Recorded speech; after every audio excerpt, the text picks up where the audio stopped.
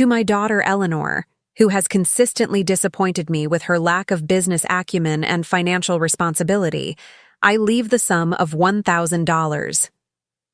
The lawyer's voice hung in the air as my brother Michael's expression transformed from practiced grief to barely concealed triumph.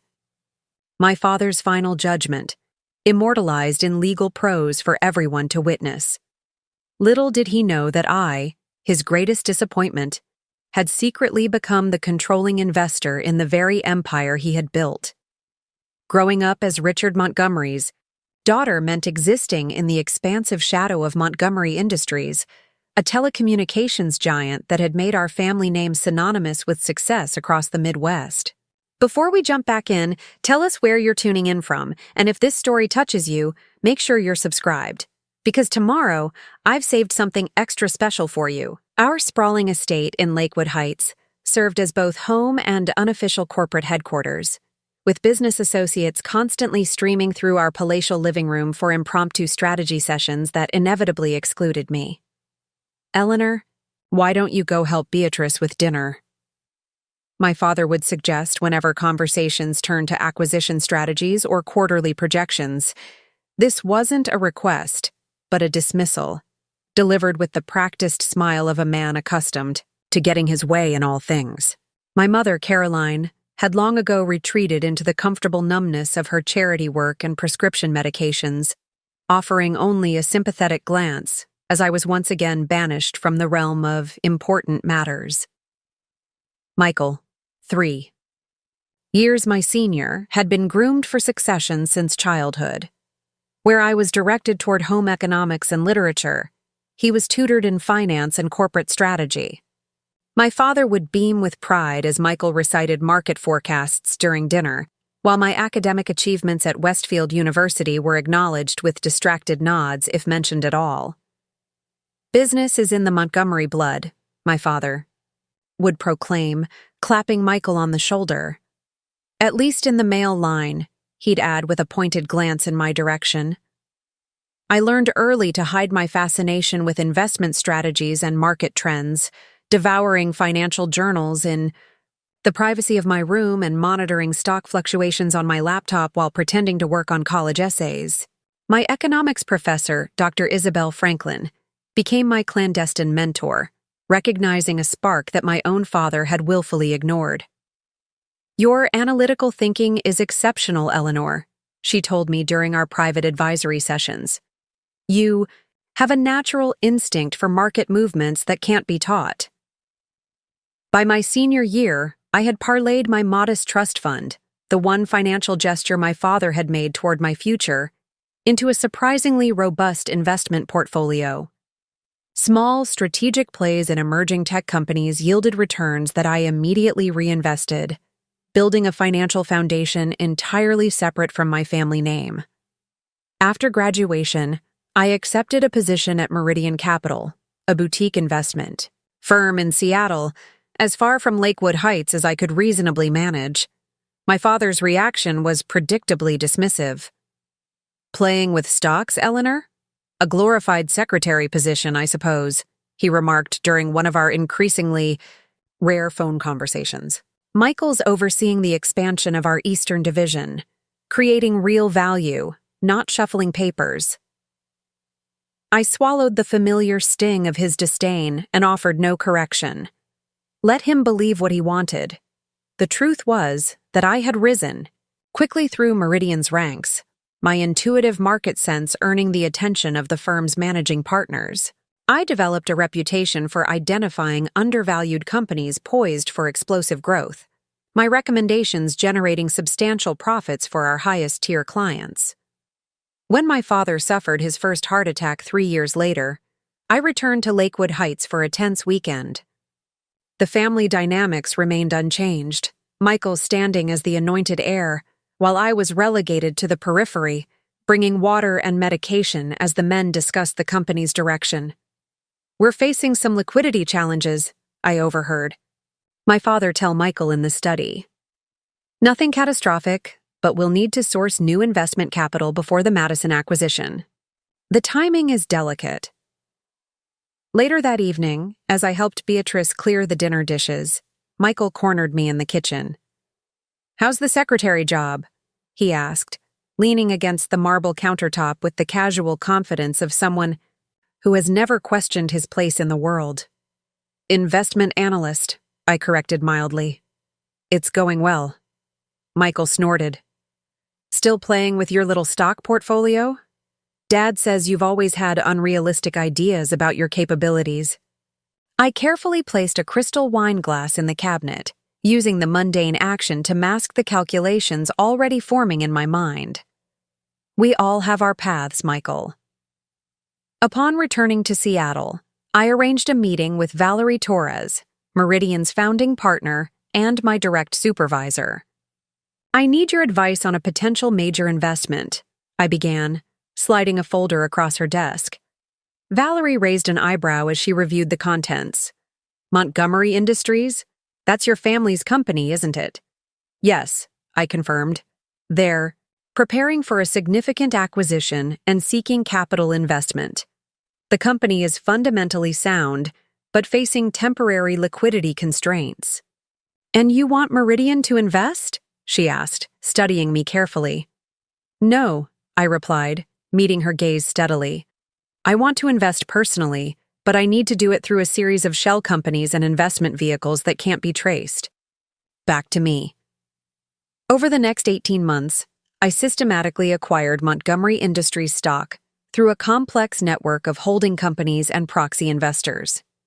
The company's temporary cash flow issues had depressed their share price just enough to create an unprecedented opportunity. Every bonus I earned, every dividend my other investments generated, flowed into my steadily growing position in my father's company. I created Athena Capital Partners as my primary investment vehicle, named for the goddess of wisdom and strategic warfare, an inside joke that only I appreciated. Through Athena, I purchased substantial blocks of Montgomery stock during periods of volatility, always remaining just under the threshold that would trigger mandatory SEC disclosures. My father's health continued to decline, and with it, his already tenuous relationship with reality. His calls became more frequent but increasingly disconnected, vacillating between barking orders at imagined subordinates and rendering harsh judgments on my life choices. "You've never understood what it takes to build something that lasts," he told me during what would be our final conversation. "Michael has the Montgomery vision. You're too cautious, too analytical. No instinct for the kill." I absorbed the familiar criticism without comment, even as I reviewed the latest acquisition reports showing that Athena Capital Partners had secured a 26% ownership stake in Montgomery Industries, making me the company's largest individual shareholder outside my father himself. When the call came that Richard Montgomery had suffered a fatal stroke, I was in the middle of negotiating Athena's acquisition of another 3% through a distressed investor looking to liquidate their position. I completed the transaction before, booking my flight home, ownership documents securely archived in my encrypted files. The funeral was a public spectacle. Montgomery Industries board members and business associates filling the cavernous cathedral in a performative display of grief. Michael played the role of devastated heir apparent with practiced precision, his arm protectively around our sedated mother as they received condolences from governors and senators who owed their political careers to my father's generous campaign contributions. I maintained my position on the periphery, accepting murmured sympathies with quiet dignity, just another supporting character in the Montgomery family drama. Few bothered to offer more than perfunctory acknowledgments. I was, after all, just Richard's daughter, the one who had fled to Seattle to play with stocks, rather than embrace her birthright in the family business. If only they knew that the unassuming woman in the simple black dress had become the silent power behind the Montgomery throne. 2 days after we laid my father to rest, we gathered in the mahogany-paneled conference room of Whitaker & Sons, the law firm that had managed Montgomery legal affairs for generations. Bernard Whitaker himself presided over the reading of the will, his voice a practiced monotone as he detailed the distribution of my father's considerable estate. Preparing and narrating this story took us a lot of time, So if you are enjoying it, subscribe to our channel. It means a lot to us. Now back to the story.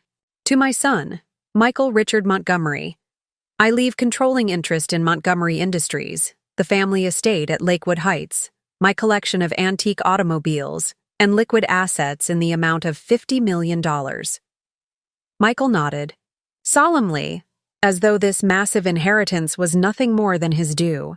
My mother dabbed at dry eyes with a monogrammed handkerchief, her emotional responses long ago dulled by prescribed chemical comforts. To my wife, Caroline Elizabeth Montgomery, I leave our properties in Aspen and Palm Beach, my personal investment, portfolio, and an annual stipend of $5 million for the remainder of her natural life. And then came the moment that would have been devastating had I not already secured my own position. To my daughter, Eleanor Jane Montgomery, who has consistently disappointed me with her lack of business acumen and financial responsibility, I leave the sum of $1,000. A hushed murmur rippled through the assembled family members and executives. Michael couldn't quite suppress a smirk, while my mother's vacant expression remained unchanged. I maintained a carefully neutral expression, even as Whitaker cleared his throat uncomfortably before continuing with various charitable bequests. As the gathering dispersed, Michael approached me with an expression of practiced sympathy that didn't reach his eyes. "Eleanor, I know this must be difficult for you," he began, his tone dripping with condescension. "If you need help with expenses, while you continue your little career in Seattle, I could arrange a modest stipend." I studied my brother's face, so like my father's, down to the calculating eyes and the smile that never quite seemed genuine. "That won't be necessary, Michael," I replied evenly. "I'm quite comfortable with my financial situation." "Still," he pressed, $1,000 is hardly a fitting inheritance for a Montgomery. Perhaps we could discuss some ceremonial position at the company, something suitable for your qualifications. I allowed myself a small smile. "I appreciate the concern, but I'll be just fine." I glanced at my watch. "If you'll excuse me, I have a conference call in 20 minutes regarding some investment matters." As I walked away, I heard him mutter to our mother, "Always playing at business. Father was right about her." Little did he know that in exactly 1 week, when Montgomery Industries held its quarterly board meeting, Athena Capital Partners would reveal its controlling interest and demand a seat at the table. My seat. Perhaps then Michael would finally understand the true cost of underestimating Eleanor Montgomery. The quarterly board meeting of Montgomery Industries was scheduled for exactly 7 days after the reading of my father's will. For decades, these meetings had followed the same predictable format. My father presiding with iron authority, board members offering token input, before inevitably agreeing with whatever direction Richard Montgomery deemed appropriate. Today, however, would mark the dawn of a new era. I arrived at Montgomery Tower 30 minutes early, dressed in a tailored navy suit that projected quiet authority.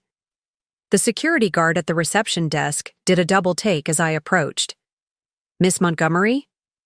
We weren't expecting you today." I smiled politely. "I believe you'll find I'm expected at the board meeting, Frank." I slid a business card across the counter. Not my personal card with Meridian Capital's logo, but a new one bearing the embossed insignia of Athena Capital Partners. Frank's eyebrows rose as he made a quick call to the executive floor. After a brief, hushed conversation, he returned the receiver to its cradle and handed me a visitor badge with evident confusion. "The board is gathering in Conference Room A, Miss Montgomery. Mr. Whitaker requested that you wait in the adjacent lounge until you're announced." Bernard Whitaker, ever the skilled orchestrator of delicate situations, had insisted on managing today's revelation personally.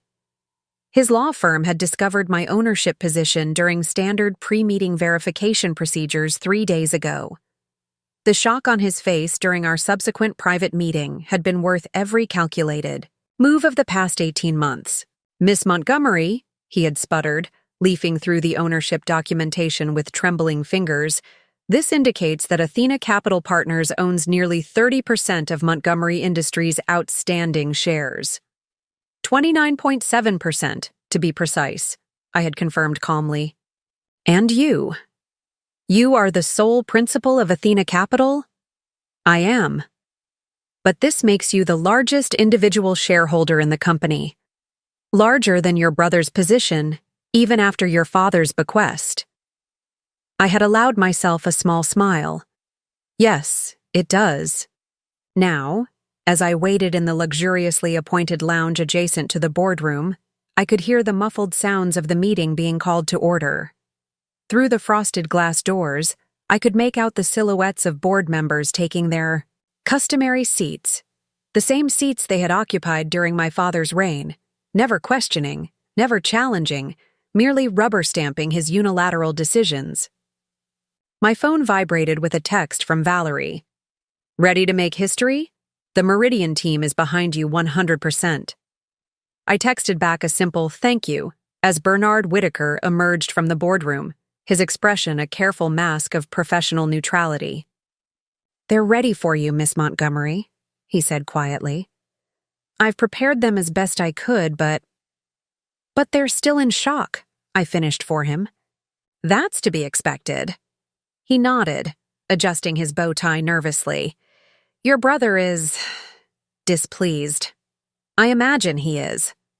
I stood, smoothing non-existent wrinkles from my suit. Shall we?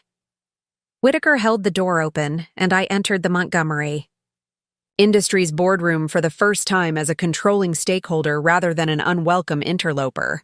12 pairs of eyes swiveled toward me, expressions ranging from confusion to outright hostility. Michael sat at the head of the table, my father's chair, his knuckles white as he gripped the polished mahogany. What is the meaning of this? Eleanor? He demanded, not bothering with pleasantries. Whitaker says you're claiming to be some sort of major shareholder? This is preposterous. I took my time crossing to the empty seat directly opposite Michael, acutely aware of the power dynamics at play. This room had witnessed countless displays of Montgomery dominance over the years. Today would simply feature a different Montgomery than expected. It's not a claim, Michael, I replied evenly, nodding to Whitaker, who began distributing folders to each board member. As the documentation before you confirms, Athena Capital Partners has acquired a 29.7% ownership stake in Montgomery Industries through fully legitimate market transactions. As the sole principal of Athena, that position belongs to me. The board members, mostly my father's contemporaries, with a few younger executives who had risen through the ranks, leafed through the papers with expressions of increasing disbelief. Harold Dawson, who had served on the board since before I was born, was the first to find his voice. This is unprecedented, he stammered, looking between Michael and me as though watching a tennis match. The combined Montgomery family holdings have always maintained majority control. And they still do, I confirmed.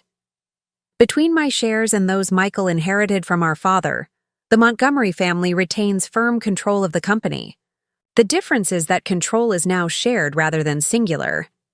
Michael slammed his palm against the table, causing several board members to flinch. This is some kind of trick, a ploy for attention. You've never shown the slightest interest in the company's operations. I met his gaze with a calm I had practiced for years. On the contrary, I've maintained a keen interest in Montgomery Industries throughout my career. I simply pursued that interest through channels our father couldn't control or dismiss. Miss Montgomery's ownership position is entirely legitimate, Whitaker interjected, his professional demeanor reasserting itself. I've had our team verify every transaction. The acquisitions were executed through standard market mechanisms over an 18-month period, primarily during periods of share price weakness. Michael's face flushed with rising anger.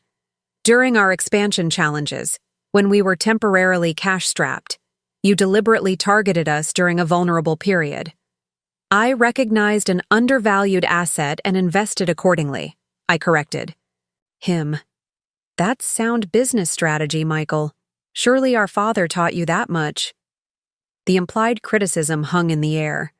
Several board members shifted uncomfortably, avoiding eye contact.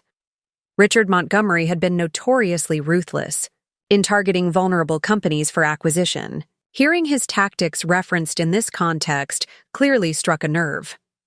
Furthermore, I continued, sliding my own folder across the table, I've prepared an analysis of Montgomery Industries' current market position and growth challenges, along with strategic recommendations for the next 3 quarters. The document represented hundreds of hours of research and analysis, drawing on both public information and insights gleaned from industry contacts I had cultivated at Meridian. I had dissected every facet of my father's company with clinical precision, identifying inefficiencies and opportunities that his outdated management approach had systematically overlooked. Gregory Vance, the company's chief financial officer, was the first to engage with the substance of my presentation. As he flipped through the pages, his initial skepticism gave way to reluctant interest. "These projections for the telecom division," he began, tracing a finger along one of my charts, "reflect the impact of emerging regional carriers on our legacy infrastructure revenue," I finished for him. Page 17 details a potential partnership strategy that would transform those challengers from threats to assets. Vance looked up, reassessing me with newfound respect. "This is remarkably thorough." Michael snatched the document from him, skimming it with increasing agitation. "This is meaningless theoretical posturing," he declared, tossing it aside. "Eleanor has never managed anything larger than her personal checking account. She has no practical experience in telecommunications or corporate governance." "Actually," I countered, "for the past 5 years, I've been managing investment portfolios worth billions at Meridian Capital, specializing in telecommunications and technology sector analysis. My recommended positions have outperformed industry benchmarks by an average of 22% annually." I turned to address the full board directly. "Gentlemen, I'm not here to stage a hostile takeover or disrupt the company my grandfather founded. I'm here because Montgomery Industries is at a critical inflection point. Our core business model is facing significant disruption. Our innovation pipeline has stagnated, and our market share is eroding in key segments." Several board members exchanged meaningful glances. These were not revelations, but confirmations of concerns that had been percolating beneath my father's authoritarian leadership. "As a significant shareholder," I continued, "I have both the right and the responsibility to ensure that the company adapts to these challenges. My analysis suggests that with strategic repositioning, Montgomery Industries could not only weather the current industry transformation, but emerge as a market leader in integrated communications infrastructure." Harold Dawson leaned forward, hands clasped before him. "What exactly are you proposing, Eleanor?" Before I could respond, Michael interrupted. "This is absurd. We're not seriously entertaining investment advice from someone who's been deliberately excluded from company operations for her entire life.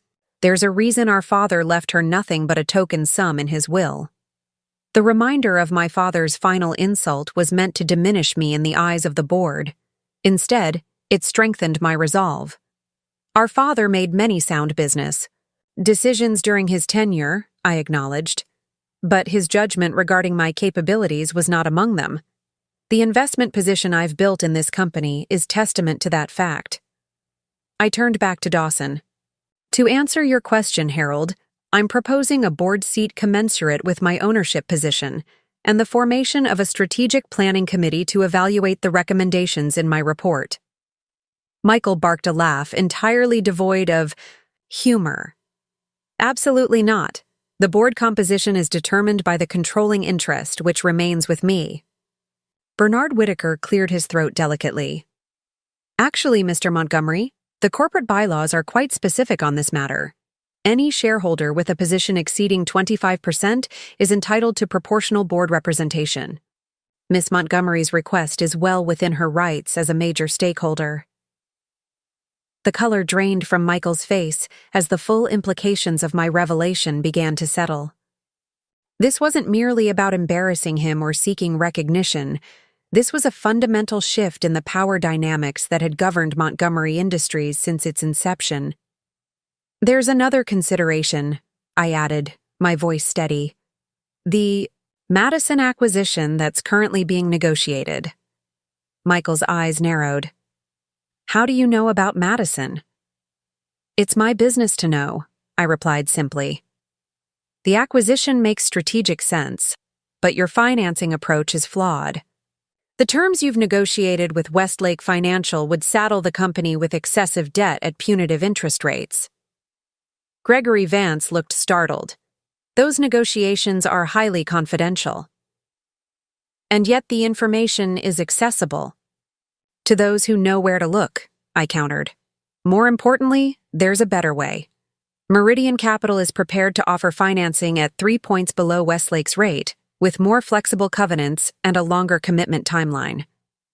I slid another document onto the table, a preliminary term sheet bearing Valerie Torres's signature. "This offer is contingent on board approval of my strategic recommendations, including the appointment of a new Chief Innovation Officer and a comprehensive review of our product development pipeline." The room fell silent as the magnitude of my preparation became clear. I hadn't just acquired shares. I had developed a comprehensive vision for the company's future and secured the resources to implement it. Michael pushed back from the table abruptly, his chair scraping against the hardwood floor. "This meeting is adjourned until further notice. I need to consult with legal counsel regarding these developments." "The meeting continues," I countered firmly. "As a board member with significant ownership rights, I move that we vote on the Madison financing proposal today, as scheduled." Harold Dawson cleared his throat. "I second the motion." Michael stared at his longtime ally in disbelief. "Harold?" Dawson had the grace to look uncomfortable, but he held firm. "The Madison timeline doesn't allow for delays, Michael. If Miss Montgomery's financing option is viable, we have a fiduciary duty to consider it." One by one, the board members nodded in agreement. For perhaps the first time in company history, a Montgomery decree had been challenged and overruled. As the discussion proceeded, with Vance diving into the details of the competing financing proposals, I caught a glimpse of my brother's face. Beyond the anger and humiliation, I recognized something else: fear. The absolute control he had expected to inherit was slipping through his fingers, and he had no idea how to function without it. For a fleeting moment, I felt a pang of sympathy. Michael had been shaped by our father just as surely as I had been, molded into a replica of Richard Montgomery's worst qualities while being shielded from the necessity of developing his own judgment or resilience. But sympathy wouldn't build the company's future. By the meeting's end, the board had approved my financing proposal for the Madison acquisition, established a strategic planning committee with me as chair, and scheduled a special session to review my complete recommendations. As we gathered our materials, Harold Dawson approached me with an appraising look. "Your father would be both furious and impressed," he observed quietly. "You are a Montgomery after all, it seems." I smiled, thinking of the $1,000 check that represented my father's final assessment of my worth. "I never needed his permission to be who I am, Harold. That was his mistake." Michael waited until the boardroom had emptied before confronting me, his voice low and dangerous. "You think you've won some great victory here, don't you? Swooping in with your charts and financing, playing the corporate savior?" "This isn't about winning, Michael. It's about securing the company's future, our family's legacy." He stepped closer, invading my personal space in a familiar intimidation tactic. "You have no idea what you've started. I am my father's son, Eleanor. I know how to fight, and I know how to win." I met his gaze without flinching. That's where you're wrong. Michael, you're fighting to preserve the past. I'm building the future. As I gathered my belongings and headed for the door, he called after me. He never would have accepted this, you know. No matter what you accomplished, you would always be a disappointment to him. I paused at the threshold, considering my response carefully. Perhaps, but I'm not doing this for his approval anymore. I outgrew that need while you were still desperately chasing it. The door closed behind me with a satisfying click, sealing off his response. As I walked through the executive corridor, past the portraits of Montgomery patriarchs that lined the walls, their stern faces watching with painted disapproval, I felt a weight lifting from my shoulders. For the first time in my life, I was entering Montgomery Tower not as Richard's disappointing daughter, but as Eleanor Montgomery, strategist and investor, claiming my rightful place at the table through merit rather than inheritance. The company would never be the same, and neither would I. The revelation had landed, the shockwaves were spreading, and the real work of transformation was about to begin.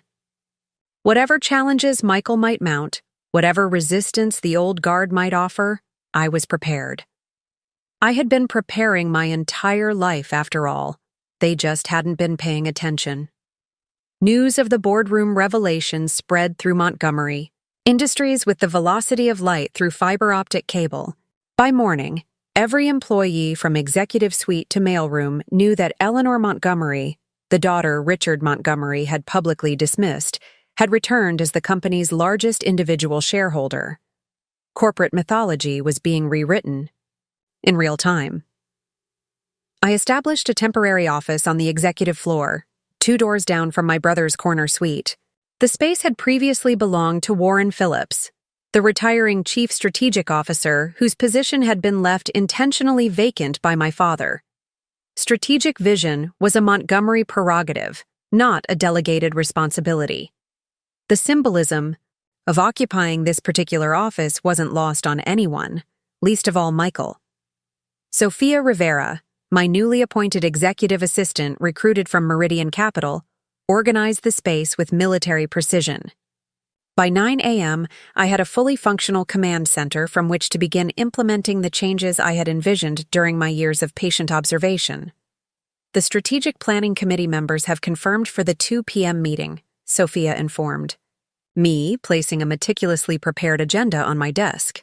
Mr. Vance has requested a private meeting beforehand to discuss the Madison financing transition. Schedule him for 1:15, I replied, reviewing the latest market analysis on my tablet. And please arrange access to the complete project files for our telecom infrastructure modernization initiative. I understand they're housed on a separate server. Sophia nodded, making a note. Mr. Whitaker called. Your brother has requested an emergency shareholder meeting for next Monday. I looked up, unsurprised but intrigued. That was faster than expected. He's trying to rally the minority shareholders against me. Should I prepare a response? Not yet.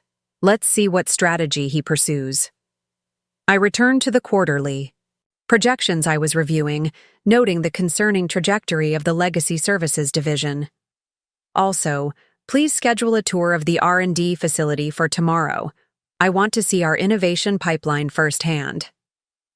As Sophia departed, a soft knock at my partially open door drew my attention.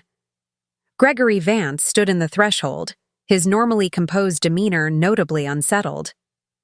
Do you have a moment, Miss Montgomery? Or should I say Ms. Athena? His attempt at humor couldn't mask his discomfort. Eleanor is fine, Gregory. Please come in. I gestured to the chair opposite my desk. Our meeting isn't until this afternoon. This isn't about Madison. He closed the door behind him, lowering his voice. It's about your brother. I set aside my tablet, giving him my full attention. Go on. Michael has called an emergency finance meeting. He's directed me to freeze all discretionary spending and halt the capital expenditures approved last quarter, including the network upgrade projects. This was a predictable if short-sighted countermove. By constraining cash flow, Michael hoped to hamper my initiatives before they could gain momentum. On what grounds? I asked, though I already knew the answer. Strategic uncertainty, Vance quoted, his expression suggesting what he thought of that justification. He's claiming that your emergence as a major shareholder constitutes a material change requiring comprehensive financial reassessment. I leaned back in my chair, considering the implications. And what do you think, Gregory? You've been CFO for almost 15 years. Is this standard procedure? Vance shifted uncomfortably. No. It's an overreaction that could damage our operational capabilities. The network upgrades are critical. We're already losing market share to competitors with more advanced infrastructure. Which is precisely why I highlighted them in my strategic proposal, I noted. Michael knows this. He's deliberately targeting initiatives aligned with my vision. The CFO met my gaze directly. I've served this company loyally under your father's leadership. I respected him greatly, but... He hesitated, clearly weighing his words carefully. But you don't always agree with the Montgomery management approach. I finished for him. A slight nod. Richard was brilliant but inflexible. Michael inherited that inflexibility without the same brilliance to balance it. He straightened, seeming to have made a decision. I believe your infrastructure modernization plan is essential for the company's future. I cannot, in good conscience, support actions that undermine it. This was a significant development, a C-suite executive breaking ranks with Michael. What are you proposing, Gregory?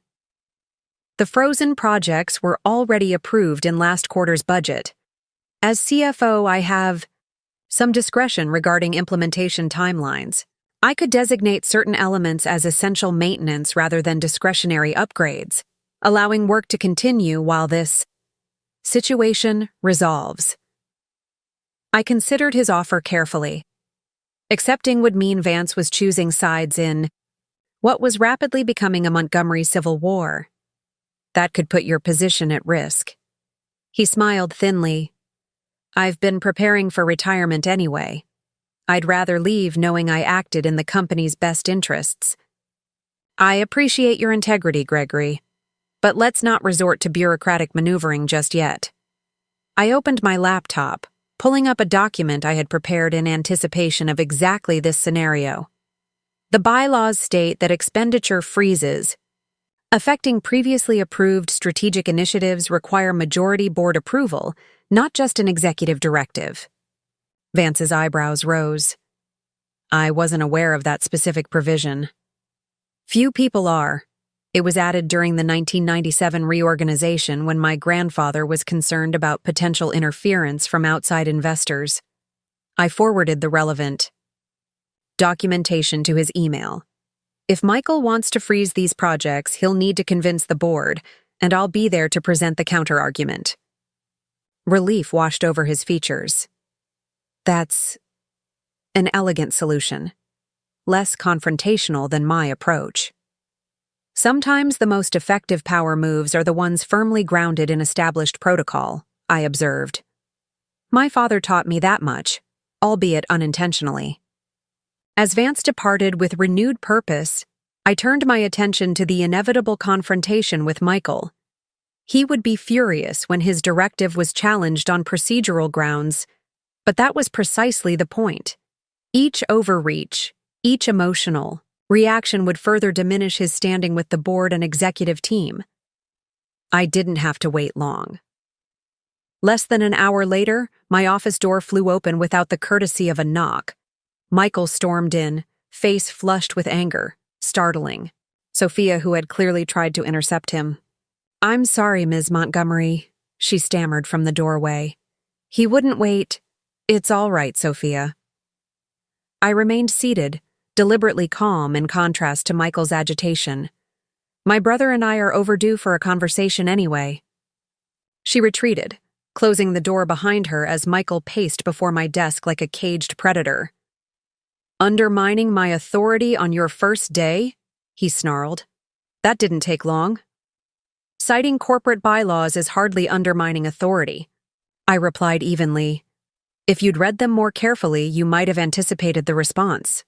He planted his hands on my desk, leaning forward in a posture meant to intimidate. This company has operated successfully for nearly 50 years. Under singular leadership, first grandfather then father. We don't govern by committee. And yet we have a board of directors and corporate bylaws that specify collective decision-making for certain matters. Curious contradiction, isn't it? Michael straightened, visibly struggling to control his temper. This isn't some academic exercise, Eleanor. This is the real world with real consequences. Your interference could damage relationships with clients and partners who expect stability, not corporate warfare. I agree completely, I said, surprising him. Which is why I've spent the morning personally calling our top 10 clients to reassure them that the transition will not affect their service quality or ongoing projects. His expression betrayed his shock. You had no right? Actually, I had every right. As a board member and major shareholder, maintaining client confidence falls squarely within my purview. I stood, eliminating the height advantage he had. Established.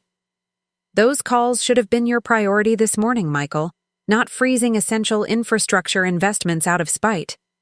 For a moment, genuine confusion flickered across his features. The concept that I might be making decisions based on business fundamentals rather than personal vendettas seemed to genuinely perplex him. This isn't about spite, he insisted, though his tone lacked conviction. It's about prudent management during a period of uncertainty.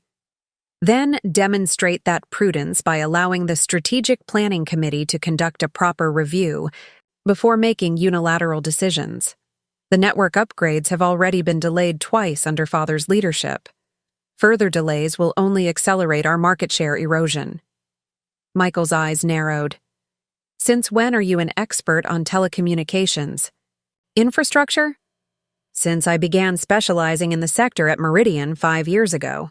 Our firm has guided investment strategies for 3 of the top regional carriers that are currently eating into our market share.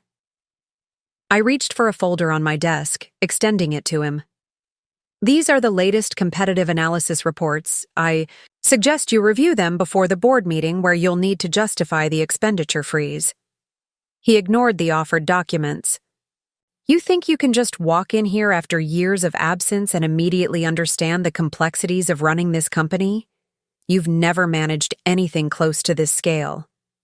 Neither had you until a week ago, I pointed out. The difference is that I've spent years studying this industry from an analytical perspective, while you've been executing Father's directives without questioning their strategic foundations.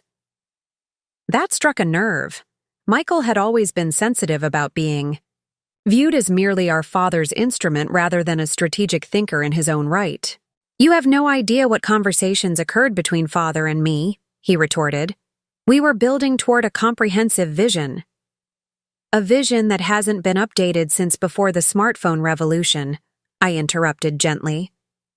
The telecommunications landscape has fundamentally transformed, Michael. Our business model needs to evolve accordingly. He scoffed. And I suppose your magical, strategic plan solves all these challenges? It addresses the most pressing ones, yes.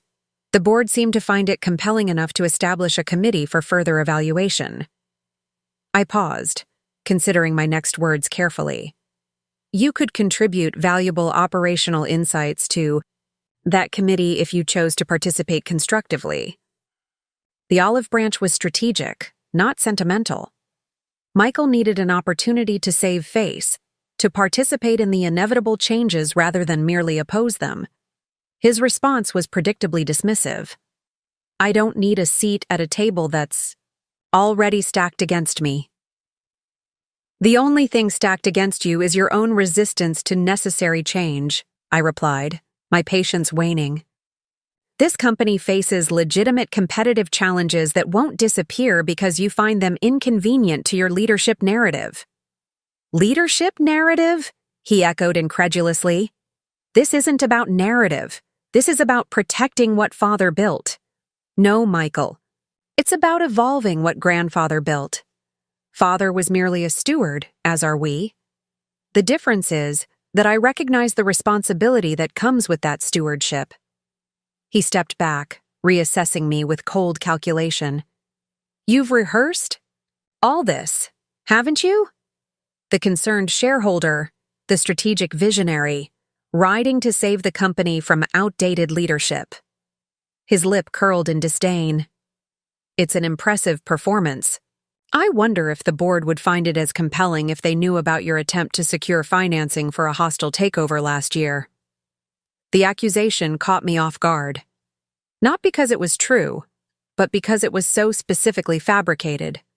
What are you talking about? Michael's expression shifted to one of smug satisfaction. Didn't think I'd find out about your meetings with Blackwood Partners? They're not known for minority investment positions, Eleanor.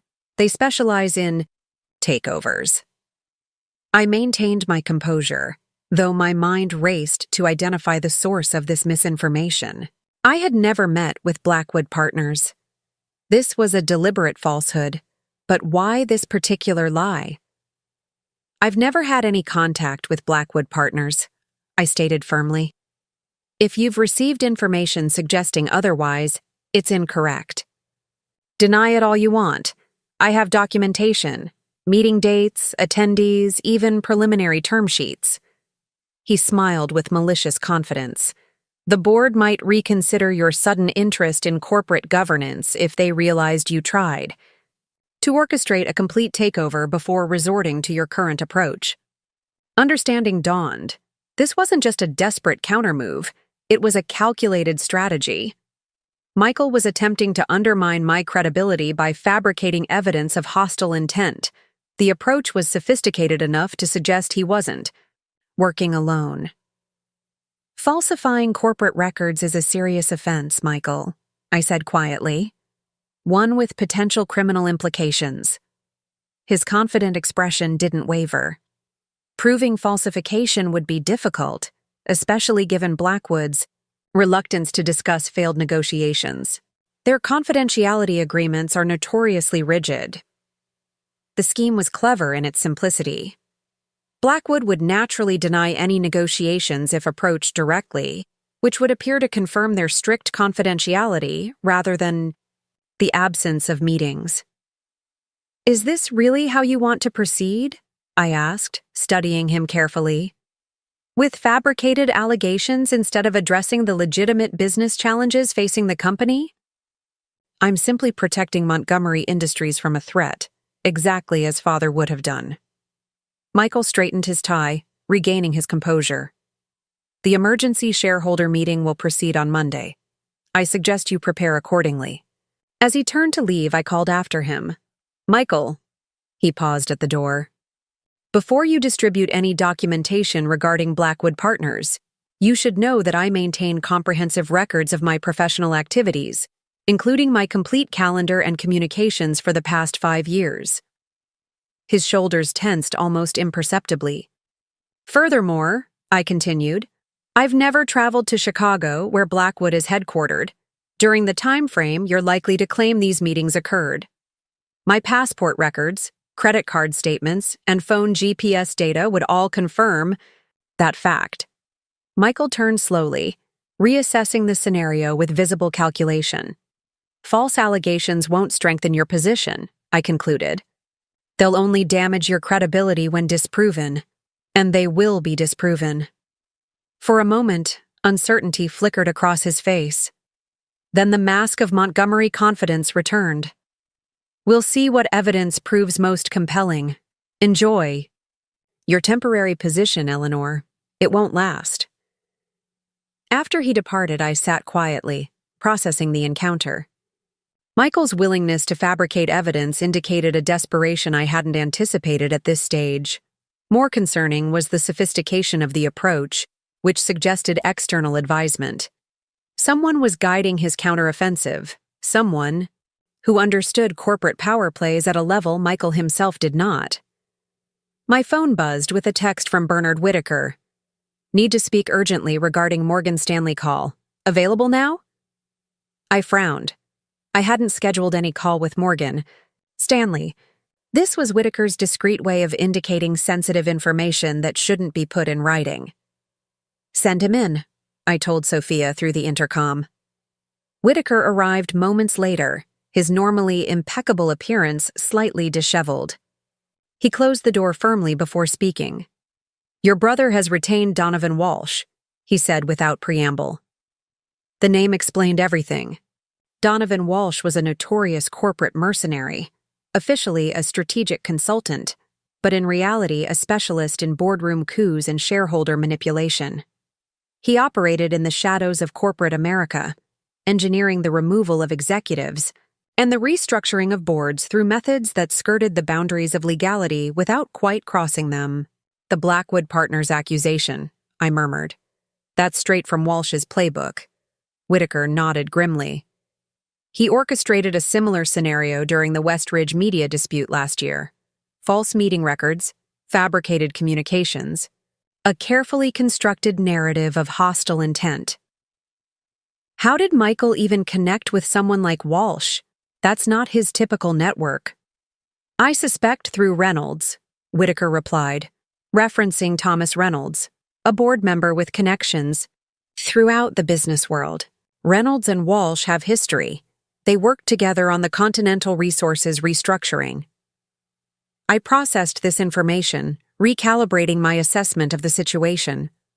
Walsh's involvement elevated the threat considerably. He was ruthless, methodical, and experienced in exactly this type of shareholder conflict. "What's our exposure?" I asked. "Considerable," Whitaker admitted. "Walsh doesn't enter a conflict unless he sees a clear path to victory. He'll have identified vulnerabilities in your position that we may not have recognized." I thought of the careful, systematic way I had built my ownership stake, the meticulous documentation of every transaction. My acquisition of Montgomery shares was entirely legitimate. Every transaction is fully documented and compliant with securities regulations. "Walsh won't attack the legitimacy of your share ownership," Whitaker cautioned. "He'll focus on undermining your credibility with the board and other shareholders. The Blackwood accusation is just the opening move." I considered the implications. "He'll construct a narrative painting me as a hostile actor attempting a revenge-motivated takeover." "Precisely. And he'll build that narrative using a mixture of facts, half-truths, and fabrications calibrated to seem plausible to those who don't know you personally." Whitaker hesitated, then added, "The $1,000 bequest in your father's will plays perfectly into this narrative. Walsh will position it as evidence that Richard recognized your hostile intentions." The irony wasn't lost on me. My father's final insult was being weaponized to protect his outdated vision for the company. "We need to get ahead of this," I decided. "The emergency shareholder meeting on Monday is Walsh's stage. He'll use it to introduce the false narrative before we can establish credibility with the minority shareholders." Whitaker nodded in agreement. "What's your counter-strategy?" I smiled, a plan already forming. "Walsh expects us to play defense, to deny the allegations and attempt to discredit them after they're introduced. Instead, we're going to change the battlefield entirely." I outlined my approach, watching Whitaker's expression shift from concern to cautious optimism. "It's aggressive," he observed when I finished. "Richard would never have approved." "My father's approval is no longer relevant," I replied evenly. "His management philosophy is what put the company in its current vulnerable position." Whitaker studied me with newfound respect. "You truly are a Montgomery, Eleanor, though perhaps a new breed entirely." "That's precisely the point, Bernard. Montgomery Industries doesn't need another Richard Montgomery. It needs leadership adapted for the challenges ahead, not the battles of the past." As Whitaker departed to set our counter-strategy in motion, I turned to the window, gazing across the city skyline. Somewhere in that urban landscape, Donovan Walsh was constructing a narrative designed to destroy my credibility and preserve the status quo that Richard Montgomery had established. He was operating on a fundamental misunderstanding. This wasn't about revenge or vindication. It wasn't even about proving my father wrong. It was about transforming a company with tremendous potential from a declining legacy business into a forward-looking enterprise. Michael, Walsh, and their allies were fighting to preserve my father's final judgment, that $1,000 bequest that declared me unworthy of the Montgomery legacy. They didn't realize that in doing so, they were proving exactly why that judgment needed to be overturned. By Monday morning, they would understand their miscalculation. The board meeting wouldn't be a referendum on Eleanor Montgomery's credibility. It would be a decisive battle for the company's future. And unlike my brother, I had spent years preparing for this moment. As Sophia returned with the R&D division reports I had requested, I turned away from the window with renewed focus. Walsh was a formidable opponent, but he had one critical vulnerability. He was fighting for the past while I was building the future. In corporate warfare, just as in investment strategy, the advantage always belongs to those who can see beyond the immediate horizon.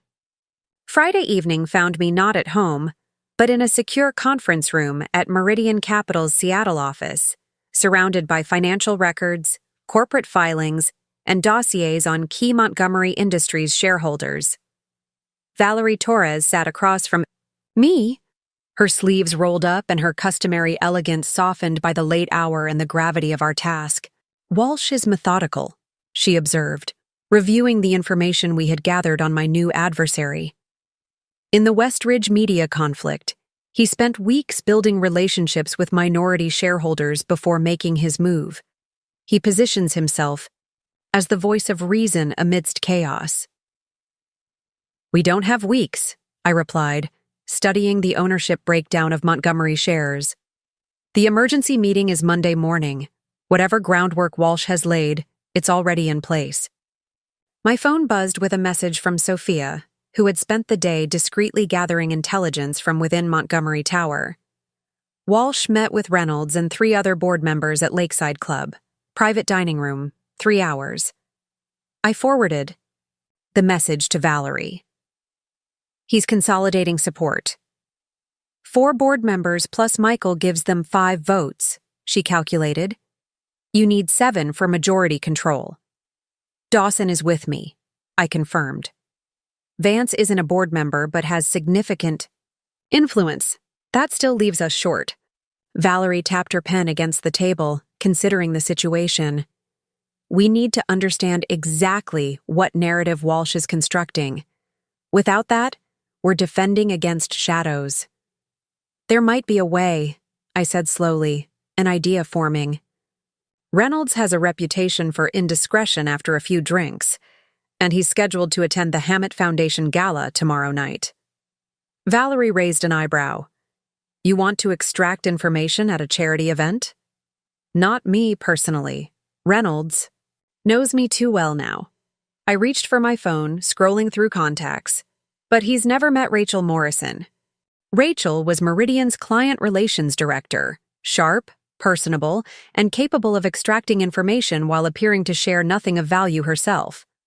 More importantly, she had once worked in corporate intelligence gathering before joining Meridian. "A bit unorthodox," Valerie remarked with a hint of admiration. "Richard Montgomery would never have approved of such tactics." "My father's approach was always frontal assault," I agreed. "He believed overwhelming force was the only strategy worth employing. It made him predictable." After arranging Rachel's attendance at the gala, I returned to analyzing the shareholder registry.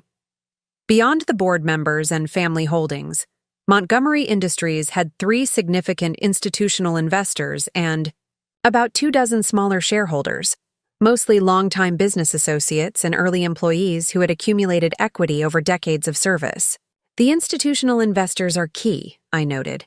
"Together, they control nearly 20%. If Walsh convinces them to side with Michael, we'll be fighting an uphill battle." "What's their investment thesis?" Valerie asked.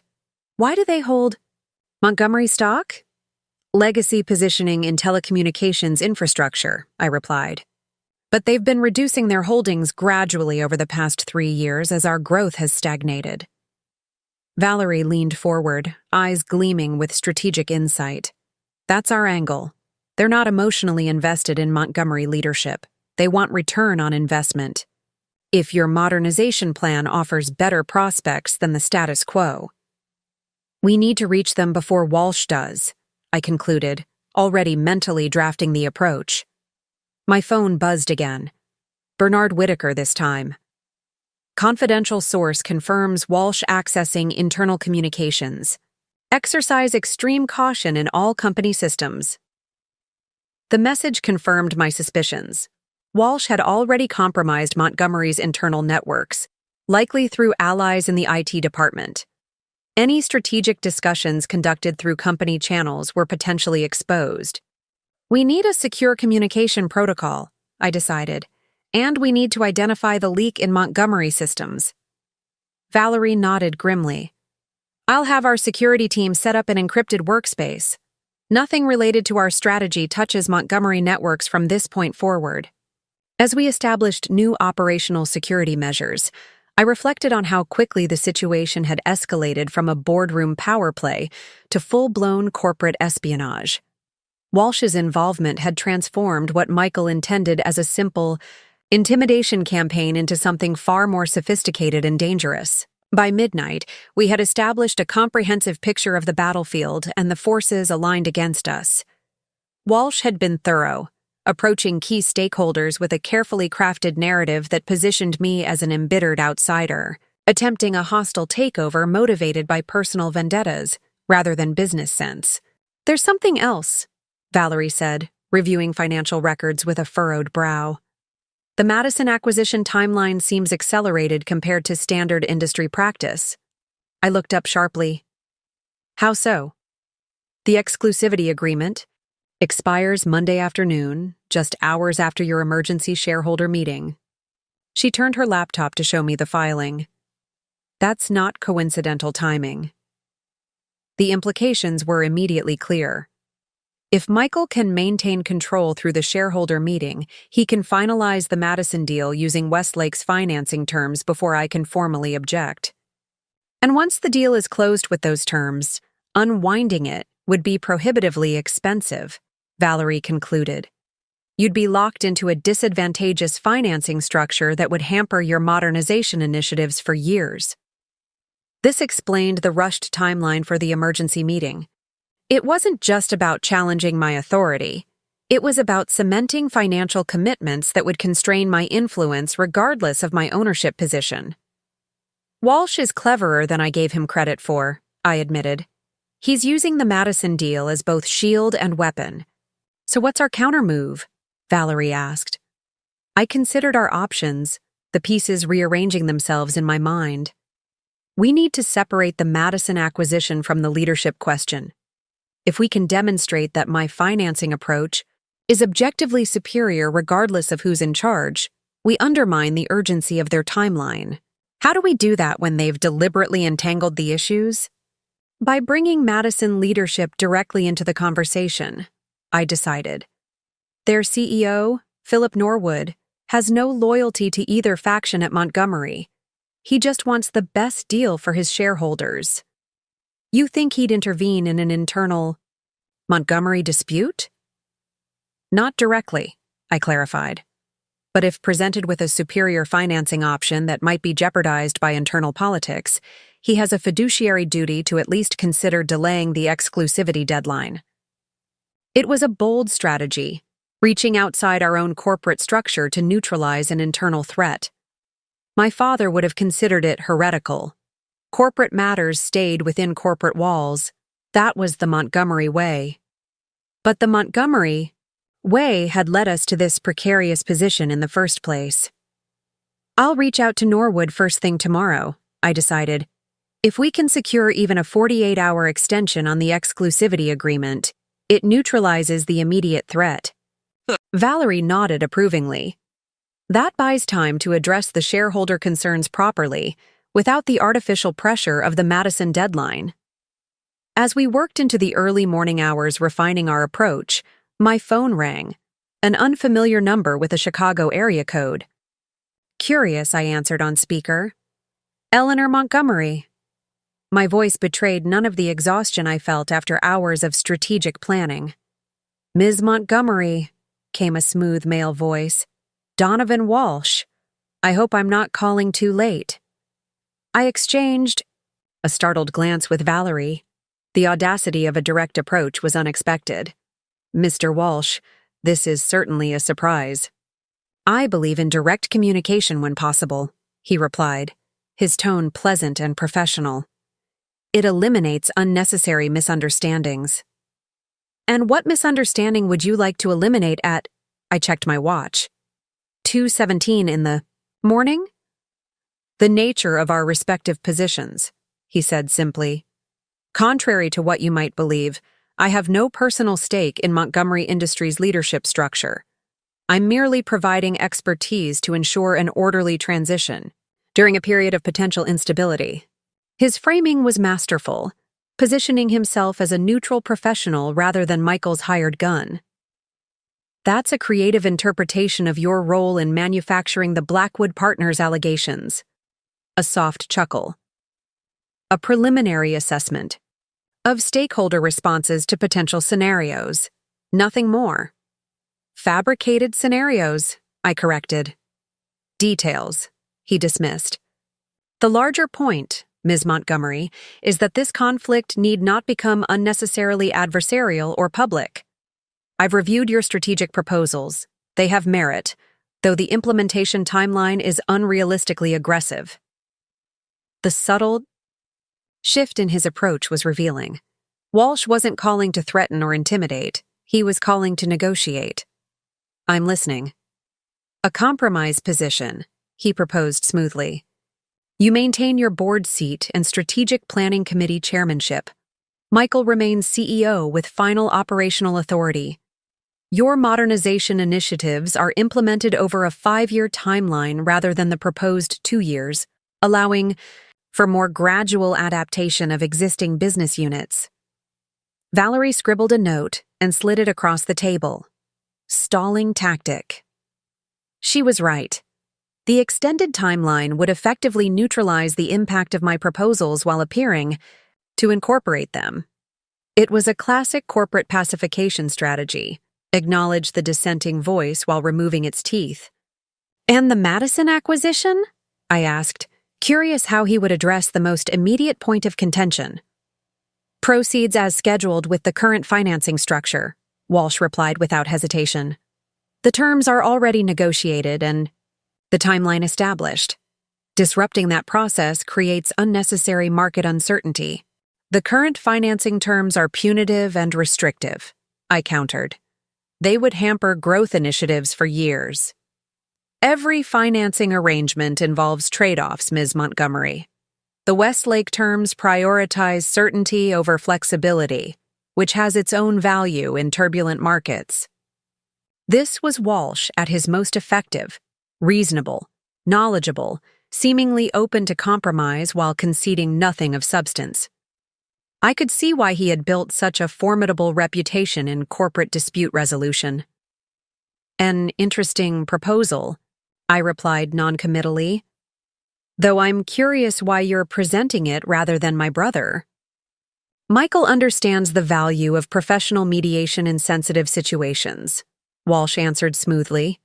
"My objective perspective helps separate personal history from business considerations." "And does your objective perspective extend to reviewing the comparative financing terms I've secured through Meridian Capital?" I asked.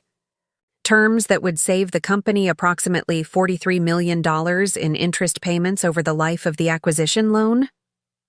A brief pause, the first crack in his polished demeanor. "I'd be happy to review any proposal that benefits Montgomery Industries. Send the terms to my office and I'll evaluate them objectively." "I think I'd prefer to present them directly to the board and shareholders on Monday," I replied, "in the interest of transparency." "As you wish." His tone remained pleasant, but the strategic retreat was evident. My offer of a negotiated compromise remains open until the meeting. Corporate conflicts of this nature rarely benefit either party when they escalate to formal shareholder votes. "I appreciate the counsel, Mr. Walsh, though I'm curious Have you shared this same wisdom with my brother? Corporate conflicts also rarely benefit either party when one side fabricates allegations against the other. All strategies are provisional until implemented, he replied cryptically. Final approaches are determined by the responses they generate. Your response has been educational. Glad I could contribute to your professional development, I said dryly. Likewise, Ms. Montgomery, you're not what I expected based on your file. That makes this situation considerably more interesting. There was a new note in his voice, a hint of genuine curiosity beneath the professional facade. I look forward to Monday's meeting. After the call ended, Valerie stared at me in disbelief. He's taking your measure, testing for weaknesses, and revealing his own approach in the process, I noted. He's used to intimidating or co-opting his opposition. When that failed, he shifted immediately to negotiation. Which means he's not fully confident in Michael's position, Valerie concluded. Exactly. If Walsh believed they had the vote secured for Monday, he wouldn't have bothered with a compromise offer. I leaned back, processing this new information. His call confirms what we suspected. They're still working to convince key shareholders. And now he knows you have alternative financing terms for Madison, Valerie pointed out. He'll adjust his strategy accordingly. Let him, I replied with newfound confidence. Every adjustment creates new vulnerabilities. The direct contact from Walsh had inadvertently revealed the most important insight of all. Despite his reputation and resources, he wasn't infallible. He had made a tactical error by calling personally, betraying uncertainty that contradicted his confident facade. For the first time since discovering Michael had retained Walsh, I felt the balance shifting in our favor. The corporate mercenary might have experience and connections, but he was operating with incomplete information about my capabilities and determination. By morning, Rachel had confirmed her attendance at the Hammett Foundation Gala, our securer. Communication protocols were established, and I had drafted preliminary outreach to Philip Norwood of Madison Technologies. The pieces were moving into place for Monday's confrontation. As I finally left Meridian's offices at dawn, exhausted but focused, I found myself thinking of my father. Richard Montgomery had built his empire through force of will and uncompromising vision. He had succeeded despite his blind spots and biases, or perhaps because he never acknowledged them as weaknesses. I was forging a different path, one that recognized the value of diverse perspectives and collaborative strength. Walsh and Michael were fighting to preserve my father's legacy using his own tactics: intimidation, manipulation, rigid control. They didn't understand that the business landscape had evolved beyond those approaches. In challenging me, they had inadvertently created the perfect opportunity to demonstrate precisely why Montgomery Industries needed new leadership for a new era. Monday's meeting wouldn't just determine who controlled the company, it would determine how the company operated for generations to come. As the first light of day broke over Seattle's skyline, I felt a surprising sense of gratitude toward Walsh. His intervention had clarified what was truly at stake. Not just my position or Michael's authority, but the fundamental nature of Montgomery Industries itself. The battle lines were drawn, the strategies were in motion. And unlike my father, who had discounted my abilities until his dying day, my opponents were about to discover exactly what Eleanor Montgomery was capable of achieving. Saturday morning arrived with a clarity that only comes after pivotal realizations. I had managed 3 hours of sleep before waking with a fully formed strategy in mind, the kind of comprehensive vision that doesn't emerge from conscious planning, but from allowing disparate elements to arrange themselves while the analytical mind rests. The Hammett Foundation Gala wouldn't begin until 8 that evening, giving me the day to set other critical elements in motion. My first call was to Philip Norwood, CEO of Madison Technologies. His assistant initially attempted to deflect, citing weekend family commitments, but relented when I mentioned specific details about the financing terms being offered by Montgomery Industries through Westlake Financial. Mr. Norwood will speak with you for 15 minutes, she conceded. Please hold. Norwood's voice was guarded when he came on the line. Ms. Montgomery, this is unexpected. Thank you for taking my call, Mr. Norwood. I'll be direct. I'm aware that the exclusivity agreement for Montgomery's acquisition of Madison expires Monday afternoon. A careful pause. That's correct. Though I'm curious how the timing of our corporate agreements became your personal concern. As Montgomery Industries' largest individual shareholder and a member of the board, all aspects of the Madison acquisition fall within my purview, I replied, particularly when the financing structure may not serve the best interests of either company. The terms were negotiated and approved by Richard Montgomery himself, Norwood countered, a note of defensiveness entering his voice. Your brother has assured us that the transition will proceed as planned. My father approved preliminary discussions, but the specific financing terms were finalized after his death, I corrected. And while I have no objection to the acquisition itself, the capital structure arranged through Westlake Financial imposes unnecessary constraints on both organizations. Norwood's tone shifted from defensive to cautiously curious. What exactly are you suggesting, Ms. Montgomery? I've secured alternative financing through Meridian Capital at terms significantly more favorable than the Westlake package. 3 points lower interest rate, reduced collateral requirements, and covenant structures that preserve operational flexibility for both entities during integration. That's a substantial improvement, Norwood admitted. But we're days away from closing. Changing financing arrangements now would require extending the exclusivity period. By 48 hours, I specified, a modest delay in exchange for terms that would save approximately $43 million over the life of the acquisition loan. The calculation hung in the air between us. For a finance-oriented CEO like Norwood, the numbers spoke with undeniable eloquence. I'd need to review the specifics, he said finally. Of course, I'll have them sent to you within the hour. I paused, carefully selecting my next words. Mr. Norwood, I should note that there's currently some debate within Montgomery leadership regarding strategic direction. My brother has called an emergency shareholder meeting for Monday morning. I've heard rumors, he acknowledged cautiously. Corporate governance matters are your concern, not mine. They become your concern when they potentially impact the acquisition, I pointed out.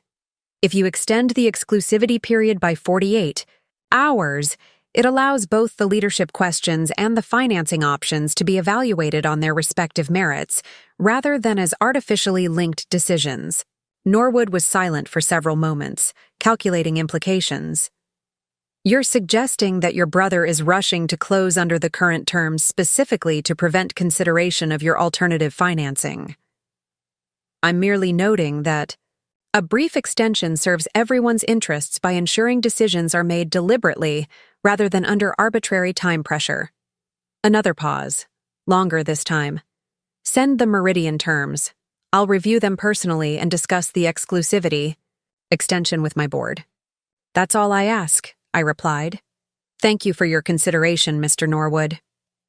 As I ended the call, Sophia entered with a secure tablet containing the morning's intelligence briefing. We had established a rotation of trusted personnel monitoring developments at Montgomery Tower even on weekends. Reynolds met with 3 institutional investors last night after leaving the Walsh meeting, she reported. Blackwood Partners was mentioned by name, according to our source in investor relations. They're constructing a narrative. As expected, I noted, scanning the report. What about Madison? Legal team worked through the night finalizing documentation. They're proceeding as if Monday's closing is certain. I smiled slightly. That may change shortly. Norwood is considering an exclusivity extension. Sophia raised an eyebrow, impressed. That would undermine their entire timeline strategy. Precisely. Walsh is attempting to force a decision point where shareholders must choose between stable leadership and uncertain financing. By separating those issues, we change the dynamic entirely. I scrolled through the remaining intelligence. What's happening with the network upgrade projects? Michael's freeze directive has been officially challenged on procedural grounds. The board secretary has scheduled a special review session for Monday after the shareholder meeting. Sophia hesitated. There's something else. IT security detected. Unauthorized access to your company email dating back 3 months. This was a significant revelation. 3 months? That predates my return to Montgomery Industries. Yes, someone has been monitoring your communications since before your father's death. The timeline implied something more complex than Walsh's recent involvement. This wasn't Michael acting alone, I murmured. Someone else has been watching me. The possibilities arranged themselves in my mind. Perhaps my father himself had authorized surveillance, suspicious of my separate career path. Or perhaps someone else within the Montgomery orbit had recognized my potential threat to the status quo long before I made my move. Have it trace the access points, I instructed. But maintain absolute discretion. If someone's been watching that long, they likely have allies throughout the organization. As Sophia departed to relay the directive, I turned my attention to the next phase of our strategy. The institutional investors Walsh and Reynolds had approached controlled nearly 20% of Montgomery shares, potentially enough to tip the balance in Monday's vote if combined with the board members already aligned with Michael. I needed to neutralize that support before the meeting. With Walsh constructing a narrative around the fabricated Blackwood Partners allegations, I needed a countermeasure that would demolish the credibility of those claims before they could take root. The answer came in the form of an unexpected ally. My secure phone chimed with a message from an unfamiliar number. This is Catherine Woodrow, Blackwood Partners GC. Understand my firm is being referenced in Montgomery's situation. Need to discuss urgently. Catherine Woodrow, Blackwood's general counsel, reaching out directly was an unforeseen development. The legitimate firm was apparently aware that their name was being used in Walsh's fabricated narrative and was moving to protect their reputation. Our subsequent call was brief and mutually beneficial. Woodrow confirmed that Blackwood Partners had never engaged in any discussions with me or any entity I controlled regarding Montgomery Industries. More importantly, she agreed to provide a formal letter stating this fact, addressed to the Montgomery board and shareholders. Blackwood doesn't appreciate being involuntarily drafted into corporate disputes, she noted dryly, particularly when it involves falsified meeting records. I appreciate your firm's prompt response to this situation, I replied. The letter will help clarify matters considerably. With Woodrow's commitment secured, another piece fell into place. Walsh's fabricated allegations would collapse under direct refutation from the very firm he had chosen to feature in his narrative. The development was significant enough to warrant updating Valerie immediately. This fundamentally changes the dynamic for Monday, she agreed when I called. With Blackwood denouncing the allegations and Norwood potentially extending the exclusivity, Walsh's entire strategy is compromised. Not entirely, I cautioned. He's adaptable. He'll pivot to new angles of attack. But he'll be reacting rather than executing his prepared strategy, Valerie pointed out. That puts you in the driver's seat. She was right. The momentum was shifting, creating an opening for the most critical phase of my plan. It's time to activate the final component, I decided. Schedule the media briefing for tomorrow afternoon. Are you sure? Valerie questioned. Going public changes everything. That's precisely the point, I replied. Walsh and Michael are fighting a shadow war of allegations and procedural maneuvers. Taking the substantive issues directly to the public creates a transparency they can't match. The media strategy represented my most significant departure from traditional Montgomery approaches. Richard had cultivated relationships with business journalists, but always controlled the narrative tightly, releasing information only when it served specific strategic purposes. The idea of proactively engaging financial media to outline a corporate vision during a leadership dispute would have been anathema to him. But the telecommunications landscape had changed dramatically. Investor confidence now depended on clear articulation of forward-looking strategies, not just historical performance. By outlining my modernization vision directly to influential industry analysts, I could reshape the conversation around Monday's shareholder meeting from a personality-driven power struggle to a substantive choice between competing business philosophies. As I drafted talking points for the media briefing, Rachel called from the Hammett Foundation Gala. "Reynolds is here," she reported. 3 glasses of scotch in and getting expansive about corporate strategy with anyone who'll listen." "What's he saying?" I asked. "Mostly vague comments about steady leadership and Montgomery traditions," she replied. "But he mentioned something interesting. Apparently Walsh has prepared dossiers on each major shareholder, identifying personal pressure points for individual approaches." "Classic Walsh methodology," I noted. "Any specifics?" "One that caught my attention. Reynolds mentioned that Walsh is particularly focused on Andrew Caldwell, says he's the most vulnerable of the institutional investors because his fund is underperforming and he can't afford any market volatility in major holdings. Andrew Caldwell managed the Northern Trust position in Montgomery Industries, approximately 7% of outstanding shares. If Walsh was targeting him specifically, it suggested Caldwell was seen as a potential swing vote. Did Reynolds indicate what approach they're taking with Caldwell?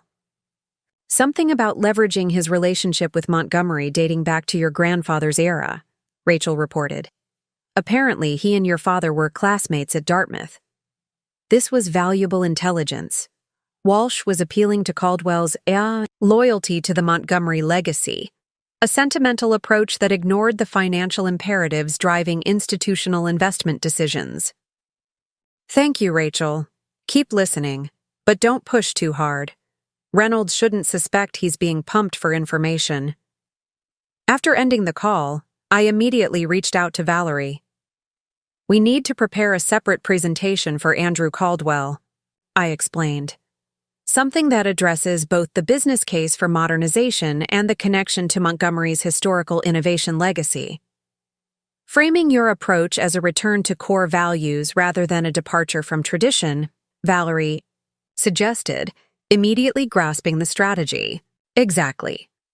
Walsh is positioning this as loyalty to Richard versus supporting an outsider. We need to reframe it as choosing between stagnation and revitalization of the true Montgomery vision."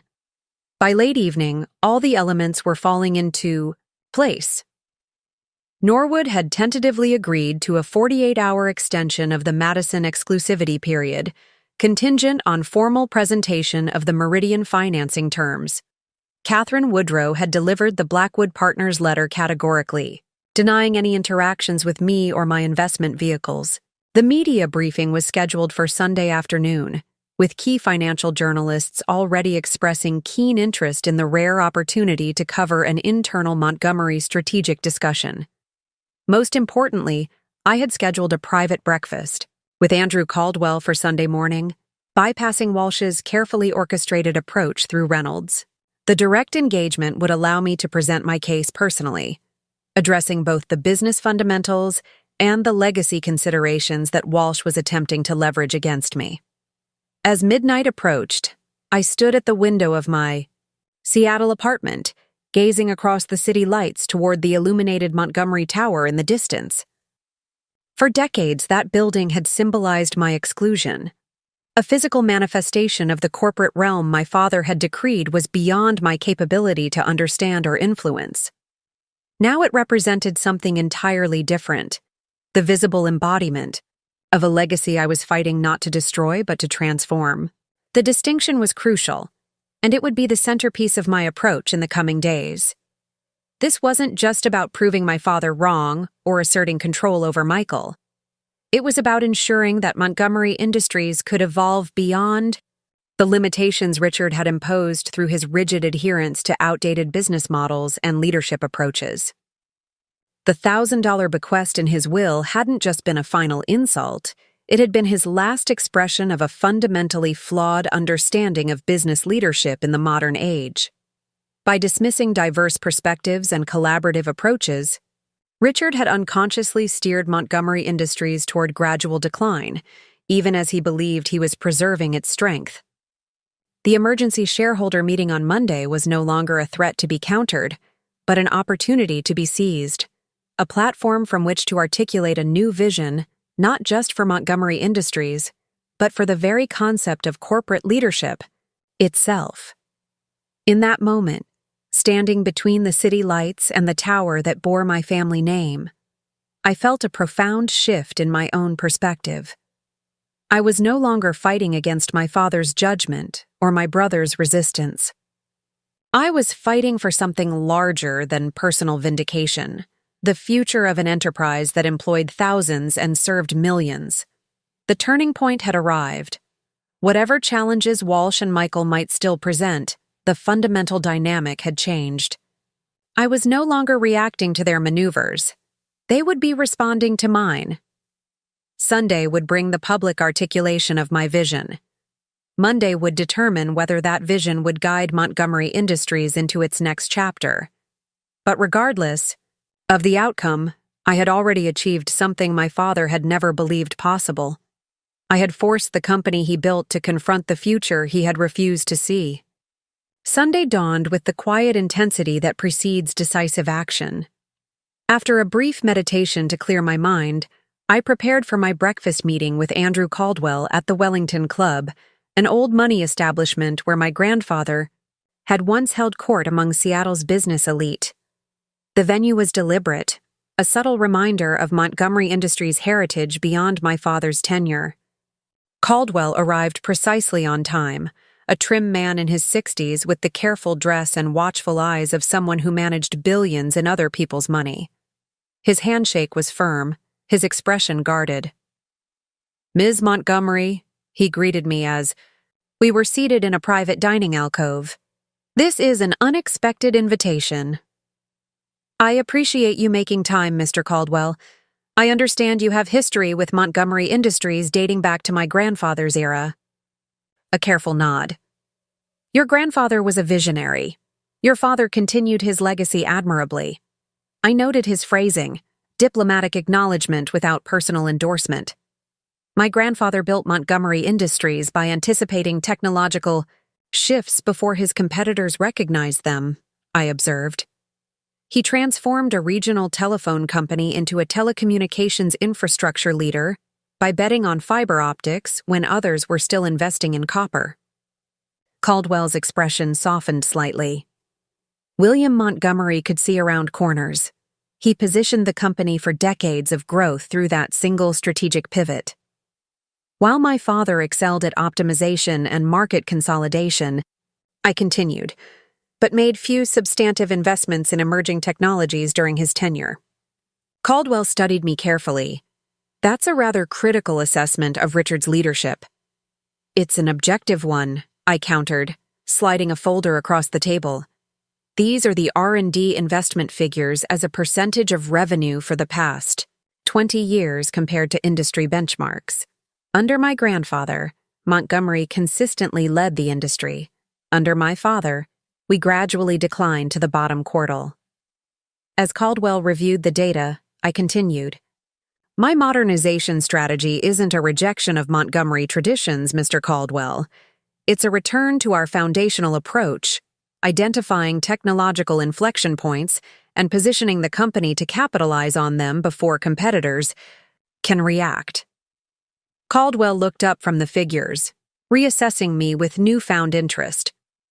"Your brother and his advisors paint a different picture. They suggest you're seeking to dismantle established business units in favor of speculative ventures." A convenient mischaracterization," I replied evenly. "I've never advocated dismantling proven revenue streams. My strategy focuses on revitalizing our innovation pipeline while optimizing existing operations, much as my grandfather did during the transition from copper to fiber." I presented him with a second document, a detailed comparison of modernization approaches. including timeline projections, capital requirements, and anticipated market impacts. The analysis was meticulous, supported by industry data and competitor benchmarking. "This is considerably more detailed than what Reynolds shared yesterday," Caldwell remarked, clearly impressed despite himself. "Thomas Reynolds doesn't have access to my complete strategic assessment," I explained. "What you're seeing is the result of 5 years analyzing telecommunications infrastructure trends at Meridian Capital, applied specifically to Montgomery's market position." Caldwell studied the projections with the practiced eye of an investment veteran. "These growth estimates seem ambitious. They're predicated on positioning Montgomery at the forefront of 3 converging trends. I outlined the technological shifts that would reshape telecommunications infrastructure over the next decade, shifts that our competitors were already preparing to address while Montgomery remained focused on defending legacy markets." As our breakfast arrived, Caldwell set aside the documents and regarded me directly. "You've clearly done your homework, Ms. Montgomery. But this still doesn't explain why your father explicitly excluded you from meaningful inheritance, nor why he apparently believed your brother better suited to lead." This was the personal dimension that Walsh had instructed Reynolds to emphasize, the patriarch's judgment versus the rejected daughter's ambition. I had anticipated the question, but was determined to address it honestly rather than defensively. "My father built his understanding of business leadership in a different era," I replied. "He valued hierarchical control, positional authority, and dominating personalities. Those approaches were effective in the telecommunications industry of the 1980s and 90s. They're increasingly counterproductive in today's networked, rapidly evolving marketplace." I paused, allowing this perspective to register. My father didn't exclude me because I lacked capability. He excluded me because I represented an approach to business leadership that challenged his fundamental assumptions about how value is created and sustained. Caldwell considered this, absently stirring his coffee. "And the $1,000 bequest? That seems particularly pointed." "It was," I acknowledged. "But it reflects his personal judgment of my capabilities, not my actual track record." Northern Trust's investment committee doesn't make allocation decisions based on Richard Montgomery's personal biases. You evaluate performance metrics, strategic vision, and execution capability. This direct appeal to his professional standards struck home. Caldwell's obligation was to his investors, not to Richard Montgomery's legacy preferences. "Our position represents a significant portion of Montgomery's float," he noted. "How can you assure us that this leadership dispute won't damage enterprise value in the near term?" "By demonstrating that it's not a dispute about personalities, but about substantive strategic direction," I replied. "That's why I've scheduled a media briefing this afternoon to outline my modernization vision publicly. Complete transparency regarding the fundamental business issues at stake serves all shareholders' interests." Caldwell's eyebrows rose. "Going public is a significant escalation. Your father would never have aired internal strategic discussions in that forum. Which is precisely why Montgomery's market position has eroded while our communication remains locked in outdated patterns," I countered. "Modern investors and customers expect transparency and forward-looking vision, not carefully controlled corporate mystique." Our conversation continued through breakfast, moving from strategic positioning to specific operational initiatives. Caldwell's questions became increasingly substantive, focusing on implementation timelines and resource allocation, rather than the political dimensions Walsh had emphasized through Reynolds. As we concluded, Caldwell offered a measured assessment. "You've given me considerable material to evaluate before tomorrow's meeting, Ms. Montgomery. Whatever position Northern Trust ultimately takes, I appreciate your willingness to engage directly on the substantive issues.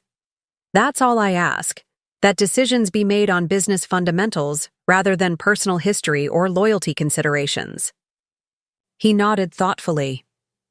"Your grandfather would have appreciated that perspective. For all his traditional trappings, William was ruthlessly pragmatic when it came to business decisions. I smiled, recognizing the subtle shift in his framing, from comparing me unfavorably to my father to finding alignment with my grandfather's approach. It wasn't an explicit endorsement, but it suggested Caldwell was reconsidering the narrative Walsh had constructed. After parting ways with Caldwell, I returned to my apartment to prepare for the afternoon media briefing.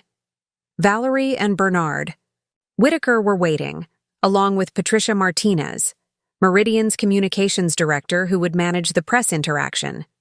Caldwell seemed receptive, I reported, though not fully committed.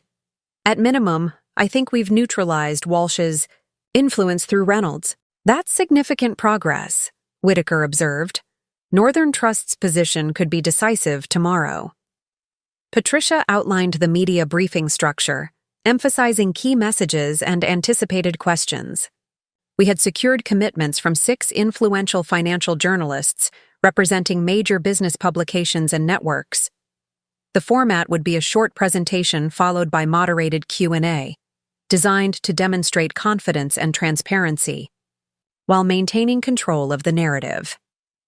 We've prepared responses to likely questions about the family dynamics, Patricia noted, but the emphasis throughout should remain on strategic vision rather than personal conflict.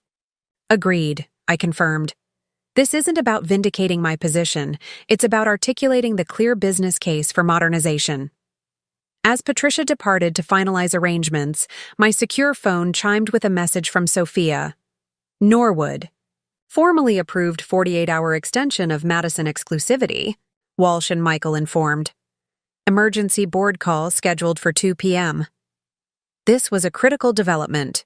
Walsh and Michael would be scrambling to adjust their strategy now that the artificial timeline pressure had been neutralized. The emergency board call indicated they were already formulating a countermove. Michael will try to force a board vote to reject the extension, I predicted. We need to ensure the directors understand that rejecting superior financing terms without proper evaluation would constitute a breach of fiduciary duty. Whitaker nodded grimly. I'll draft a formal notice to that effect and distribute it to all board members before the call. The Blackwood letter should arrive simultaneously, further undermining their position. As Whitaker departed to prepare the notice, Valerie updated me on an unexpected development.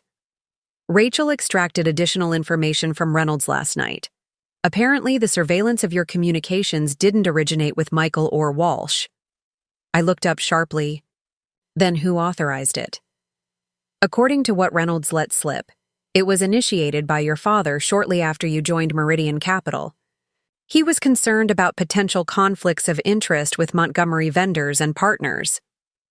The revelation was jarring but clarifying. My father hadn't just dismissed my capabilities. He had actively monitored my professional activities, seeking evidence to confirm his biases. The surveillance wasn't a response to perceived threat, but an attempt to validate pre-existing judgment. Does this change our approach? Valerie asked. I considered the implications. No. It reinforces the fundamental issue. My father's leadership philosophy was rooted in control and distrust rather than collaboration and innovation. That's precisely the dynamic that needs to change for Montgomery. Industries to thrive going forward. The afternoon media briefing proceeded exactly as planned. From the moment I stepped to the podium in Meridian's conference center, the narrative focus shifted from familial conflict to strategic vision. I outlined the technological transformation sweeping through telecommunications infrastructure, the specific opportunities for Montgomery Industries to lead that transformation, and the detailed implementation roadmap I had developed. The journalists' questions were substantive and probing, focusing on technical feasibility, competitive positioning, and financial projections rather than the family drama Walsh had been cultivating through selective leaks. When the inevitable questions about my father's will and my brother's opposition arose, I addressed them directly but briefly before returning to the business fundamentals. The $1,000 bequest in my father's will reflected his personal assessment of my capabilities, I acknowledged. The investment position I've built in Montgomery Industries reflects my professional assessment of the company's potential. I believe shareholders and stakeholders are better served by focusing on the latter. By the briefing's conclusion, the narrative had been successfully reframed. The first headlines appearing online emphasized, Montgomery Air proposes technological revitalization and Eleanor Montgomery outlines infrastructure modernization strategy rather than familial conflict.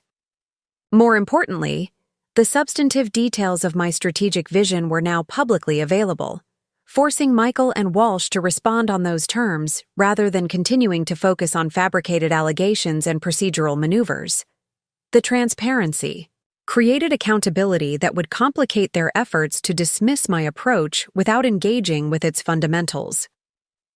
As evening approached, reports from the emergency board call confirmed that our countermeasures had been effective.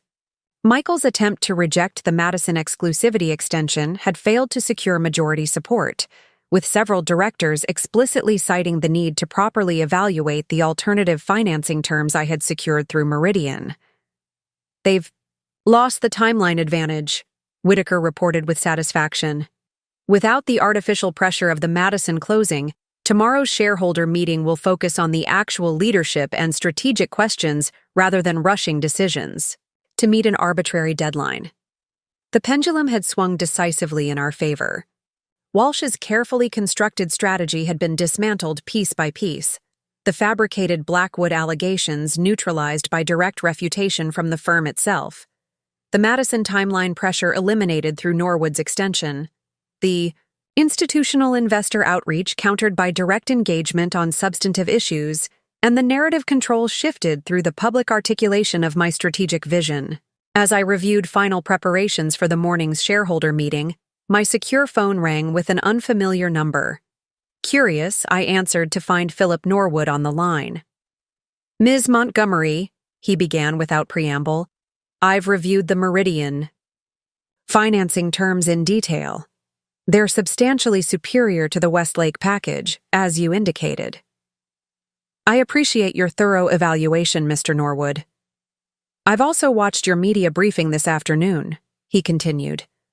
Your articulation of the technological transformation affecting the telecommunications infrastructure sector aligns precisely with Madison's assessment. It's why we were open to acquisition in the first place. We recognize the need for integration with a larger platform to fully capitalize on the emerging opportunities. His phrasing suggested a shift in perspective that extended beyond financing terms. What are you proposing, Mr. Norwood? A modification to our agreement structure, he replied. Madison's board is prepared to proceed with the acquisition, regardless of tomorrow's leadership outcome, provided that our technology integration follows the modernization roadmap you outlined rather than being subordinated to legacy business units, as your brother has proposed. This was an unexpected but powerful development. Norwood was effectively endorsing my strategic vision by making it a condition of the acquisition, fundamentally changing the dynamic from a question of which Montgomery would lead to which strategic approach would be implemented. That's a significant modification to the terms, I observed. It reflects our assessment of the competitive landscape, Norwood replied matter-of-factly. Your brother's approach preserves short-term revenue at the expense of long-term positioning. As Madison shareholders, we have an interest in ensuring our technology assets are deployed optimally within the combined entity. The implications were profound. By insisting on implementation of my strategic vision regardless of leadership outcome, Norwood had created a scenario where Michael would be forced to either adopt my approach or lose the Madison acquisition entirely. I believe we can accommodate that condition, I replied carefully. I'll have Whitaker draft the appropriate language for review by your legal team. After concluding the call, I shared the development with Valerie, who immediately grasped its significance. This effectively separates your strategic vision from the question of personal leadership, she observed. Even if Michael somehow maintains control tomorrow, he'll be contractually bound to implement your modernization roadmap, which fundamentally changes the nature of the shareholder decision, I agreed. It's no longer about choosing between competing visions, but about determining who is best equipped to implement the vision that's now embedded in the Madison acquisition terms. It was the final piece falling into place, the culmination of our preparation phase, and the perfect positioning for tomorrow's confrontation. Walsh and Michael had framed the conflict as loyalty to Richard's legacy versus supporting an untested outsider. Now that frame had been inverted. The choice was between embracing the future already endorsed by key stakeholders or clinging to outdated approaches that threatened the very acquisition they had championed. As I finalized my presentation, for the morning's meeting, I felt a quiet confidence that transcended the personal vindication I had initially sought. Whatever happened tomorrow, Montgomery Industries would be implementing the strategic vision I had developed, either with me leading directly or with Michael constrained by the terms Norwood had established. The $1,000 bequest that was meant to be my father's final judgment had instead become the catalyst for fundamental transformation of the company he had spent his life building. There was a certain poetic justice in that outcome, one I suspected my grandfather might have appreciated, even if my father never could. Monday morning arrived with the crystalline clarity that often accompanies pivotal moments. I dressed with deliberate care, a tailored charcoal suit that conveyed authority without ostentation, paired with my grandfather's vintage watch, a subtle connection to Montgomery heritage that wouldn't be lost on long-standing board members. Valerie met me in the lobby of my apartment building, her expression reflecting a mixture of confidence and measured caution. "The financial press is already gathering at Montgomery Tower," she reported. "Your media briefing yesterday created significant anticipation for this morning's outcome." And Walsh's response? Nothing direct, but 3 different anonymously sourced articles appeared overnight, questioning your experience and suggesting the modernization timeline is unrealistic. She handed me her tablet displaying the headlines. The talking points are consistent enough to indicate coordinated placement. A predictable countermove, I noted, scanning the articles, but notably light on substantive criticism of the strategic framework itself. "The Madison modification has them scrambling," Valerie agreed.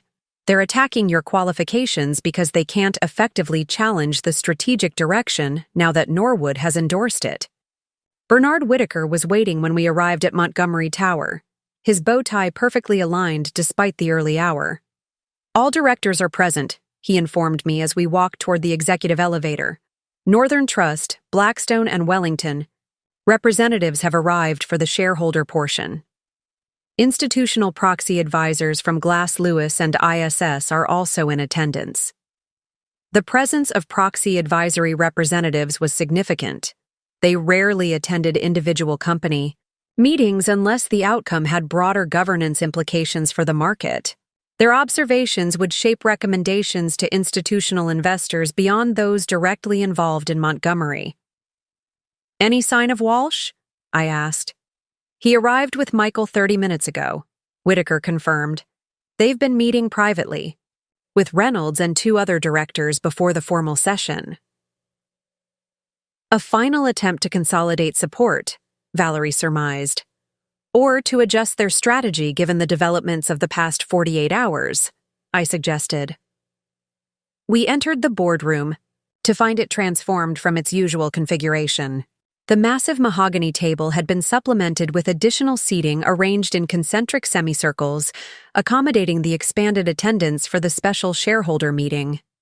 The Montgomery Industries logo dominated the wall behind the chairman's position, the stylized M that my grandfather had designed himself to represent connectivity and continuity, as he often explained. Michael was already seated at the center position, flanked by Reynolds and Walsh. His expression remained carefully neutral as I entered, though I caught the momentary tightening of his jaw. Walsh, by contrast, offered a slight nod of professional acknowledgement, one strategic operator recognizing another across the battlefield. I took my position directly opposite Michael, with Valerie and Whitaker on either side. As other attendees settled into their seats, I noted Andrew Caldwell from Northern Trust, placing his briefing materials at a center position, suggesting he intended to take an active role in the proceedings. At precisely 9 a.m., Harold Dawson called the meeting to order with a formal recitation of the agenda. This special session has been called to address questions regarding leadership direction and strategic priorities following the succession of Michael Montgomery to the CEO position upon Richard Montgomery's passing. Dawson's phrasing was deliberately neutral, avoiding explicit reference to the contest that everyone present understood was unfolding. As is customary in such sessions, we will begin with presentations from key principals before opening to shareholder questions and potential motions. Michael rose first, buttoning his suit jacket as he moved to the podium. His presentation was polished and precise, a vision of Montgomery Industries that emphasized stability, continuity, and measured evolution of existing business lines. He highlighted his lifelong immersion in company operations and deep relationships with key clients and partners. Montgomery Industries has thrived for 3 generations by building upon established strengths rather than chasing industry fads, he asserted, the subtle dig at my modernization strategy unmistakable.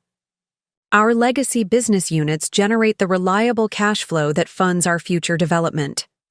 Disrupting that foundation to pursue speculative technological shifts would jeopardize the stable returns our shareholders have come to expect.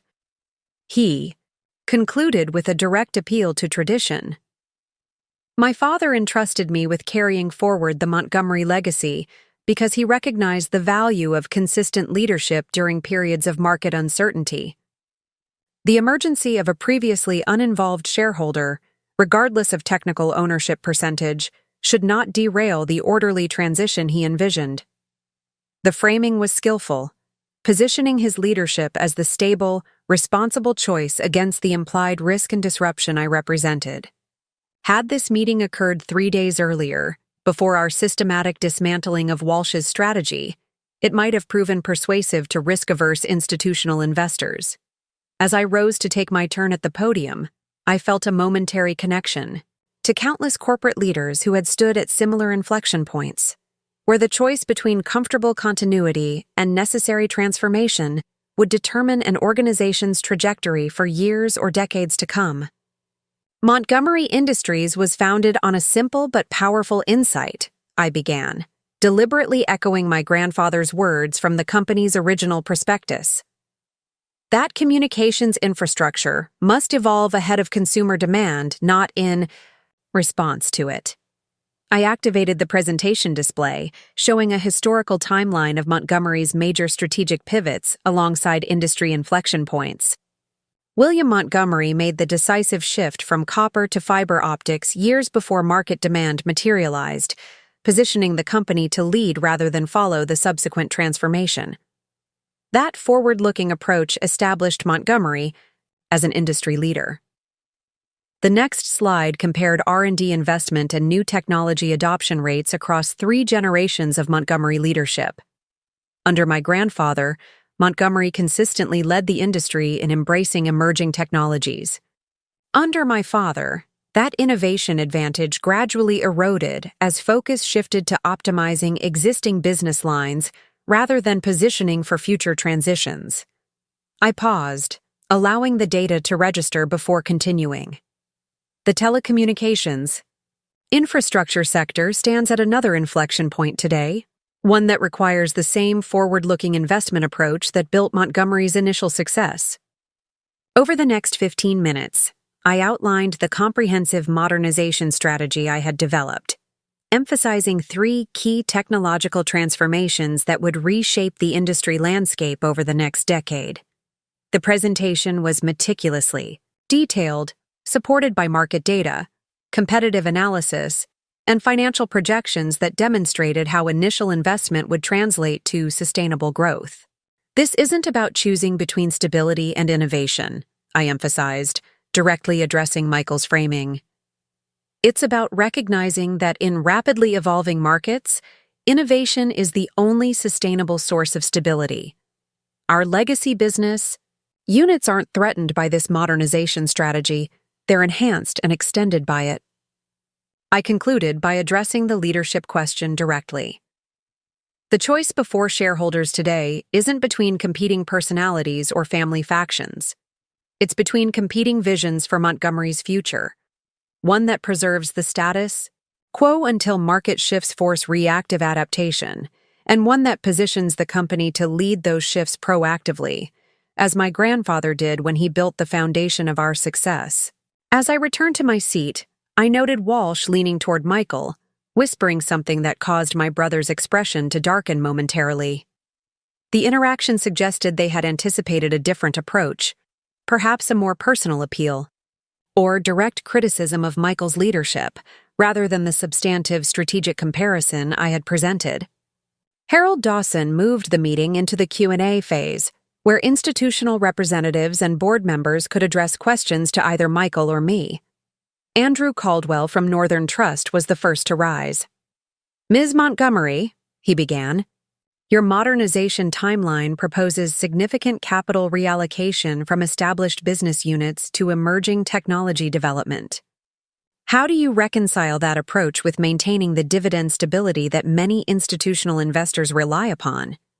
The question went directly to the most legitimate concern regarding my strategy: the potential near-term impact on shareholder returns during the investment phase.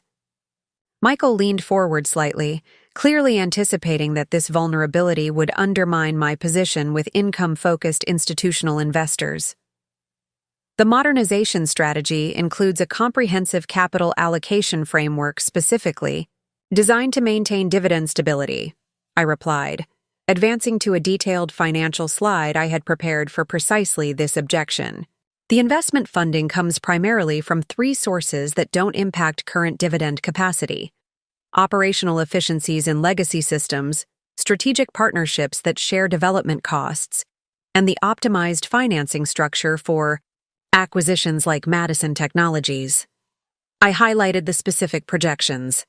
Under this model, dividend capacity remains stable for the first 3 years while investment accelerates, then increases by approximately 12% annually as the new business lines mature. This approach protects current income requirements while building substantial growth capacity. Caldwell nodded with evident approval before addressing his next question to Michael. "Mr. Montgomery, given that Madison Technologies has now explicitly conditioned their acquisition agreement on implementing the modernization roadmap Ms. Montgomery has outlined, how would your leadership approach differ in executing that strategy?" The question was masterfully constructed to highlight the fundamental contradiction in Michael's position following Norwood's modification to the Madison terms. He needed to either acknowledge he would implement my strategic vision despite his criticisms, or suggest he would somehow circumvent contractual obligations to maintain his preferred approach. Michael's response was notably less fluid than his prepared remarks had been. The Madison integration would proceed according to the agreed terms, while we evaluate the broader modernization timeline to ensure it aligns with our established business priorities and risk parameters. And if that evaluation suggests modifications to the approach that conflict with the Madison Agreement conditions, Caldwell pressed, we would negotiate appropriate adjustments with Madison leadership based on operational realities as they emerge, Michael replied, his discomfort with the questioning evident in his stiffening posture. The evasive answer prompted a follow-up from Margaret Chen of Blackstone. "To clarify, Mr. Montgomery, your position is that the contractual commitments regarding Madison's technology integration would be subject to renegotiation after the acquisition closes?" Walsh whispered urgently to Michael, clearly attempting to guide his response to this increasingly problematic line of questioning. But the damage was done. Michael's answer had revealed a fundamental unwillingness to fully commit to the modernization strategy despite its incorporation into binding acquisition terms. "Our commitment is to successful integration that serves Montgomery shareholders' long-term interests," Michael stated, the corporate platitude falling flat in the context of specific contractual questions. Chen turned her attention to me. "Ms. Montgomery, The Madison Agreement modification incorporates your strategic vision regardless of leadership outcome. If shareholders were to maintain the current leadership structure, how would you utilize your board position to ensure adherence to the agreed modernization approach? The question presented a perfect opportunity to demonstrate collaborative intent rather than personal ambition. I would establish clear implementation milestones and accountability metrics through the Strategic Planning Committee, working constructively with management to ensure successful execution while respecting established leadership roles. My answer struck the necessary balance, asserting appropriate oversight without threatening destabilizing conflict if the leadership vote didn't go my way. The contrast with Michael's defensive evasion was striking and deliberate. As the questioning continued, a clear pattern emerged. The institutional representatives and independent directors focused increasingly on substantive implementation questions related to the modernization strategy rather than challenging its fundamental direction. The underlying assumption had shifted. The modernization approach was now treated as the agreed path forward, with the remaining question being who would lead its implementation most effectively. Walsh recognized this shift before Michael did. I observed him passing a handwritten note to my brother, who read it with a slight frown before nodding almost imperceptibly. The dynamic between them had subtly changed. Walsh was no longer guiding a predetermined strategy, but attempting to mitigate damage as the carefully constructed narrative collapsed. After nearly an hour of substantive questioning, Harold Dawson called for final statements before proceeding to potential motions and votes. Michael rose first, his approach noticeably adjusted from his opening presentation. Having heard the comprehensive discussion of strategic directions, I acknowledge the compelling aspects of the modernization framework my sister has developed, he began. The partial concession clearly painful, but strategically necessary. As your CEO, I am prepared to incorporate these elements into our forward planning, while ensuring they complement rather than disrupt our established business strengths. The pivot was Walsh's influence, recognizing that complete opposition to the modernization strategy had become untenable, and attempting to position Michael as capable of implementing it with appropriate balance. It was a skilled adjustment to changing circumstances, but it came too late to be fully credible after his earlier resistance. When my turn came, I focused on unity rather than division. Montgomery Industries faces transformative opportunities that will require the contributions of everyone in this room. The leadership question before us isn't about individual control, but about establishing the optimal framework for navigating complex technological and market transitions. I deliberately avoided framing the choice as a binary competition between Michael and me. Whatever structure shareholders determine will best serve the company's future, my commitment is to ensuring Montgomery Industries reclaims its position as an industry leader in anticipating and shaping technological evolution rather than merely responding to it. As I concluded, I noted Andrew Caldwell conferring briefly with representatives from Wellington and several other institutional investors. The pattern of communication suggested coordination emerging among the key shareholders who would determine the outcome of any vote. Harold Dawson moved to the formal motion phase. The floor is now open for shareholder motions regarding leadership structure and strategic direction. Andrew Caldwell rose immediately. Northern Trust moves to establish a dual leadership structure with Michael Montgomery continuing as Chief Executive Officer and Eleanor Montgomery appointed as Executive Chair with specific oversight of strategic, planning, and technology development. The proposed compromise caught both Michael and me by surprise. Rather than forcing a binary choice between competing leadership claims, Caldwell had constructed a power-sharing arrangement that acknowledged both our positions while creating a structured framework for the modernization strategy's implementation. Thomas Reynolds, clearly alarmed by this unexpected development, attempted to counter. This motion constitutes a significant governance change that requires more thorough evaluation than today's session permits. On the contrary, Margaret Chen interjected, dual leadership structures are well established in multiple industries, particularly during periods of strategic transformation. Blackstone seconds the Northern Trust motion and recommends immediate consideration. Watching Walsh's expression, I could see him rapidly calculating implications and adjusting his advice to Michael accordingly. The proposed structure would preserve Michael's operational authority while giving me explicit mandate for the strategic transformation, a compromise that addressed the core issues while allowing both sides to claim partial victory. After consulting with Walsh, Michael addressed the room. While this proposal was unexpected, I am willing to consider a collaborative leadership approach that maintains operational stability while incorporating forward-looking strategic elements. The qualified acceptance was as close to agreement as Michael could manage without appearing to completely surrender his position. It was enough to move the process forward to formal consideration. Harold Dawson called for discussion of the motion, but the institutional representatives had clearly coordinated their position in advance. After minimal procedural clarification, the measure was brought to a vote. The outcome wasn't unanimous, but was decisive. 76% in favor of the dual leadership structure, with Reynolds and his aligned directors comprising most of the opposition. The Montgomery family civil war had concluded not with the complete victory of either faction, but with a structured settlement that institutionalized the modernization strategy while preserving elements of continuity. As the meeting transitioned to implementation details, I caught Walsh observing me with professional appreciation.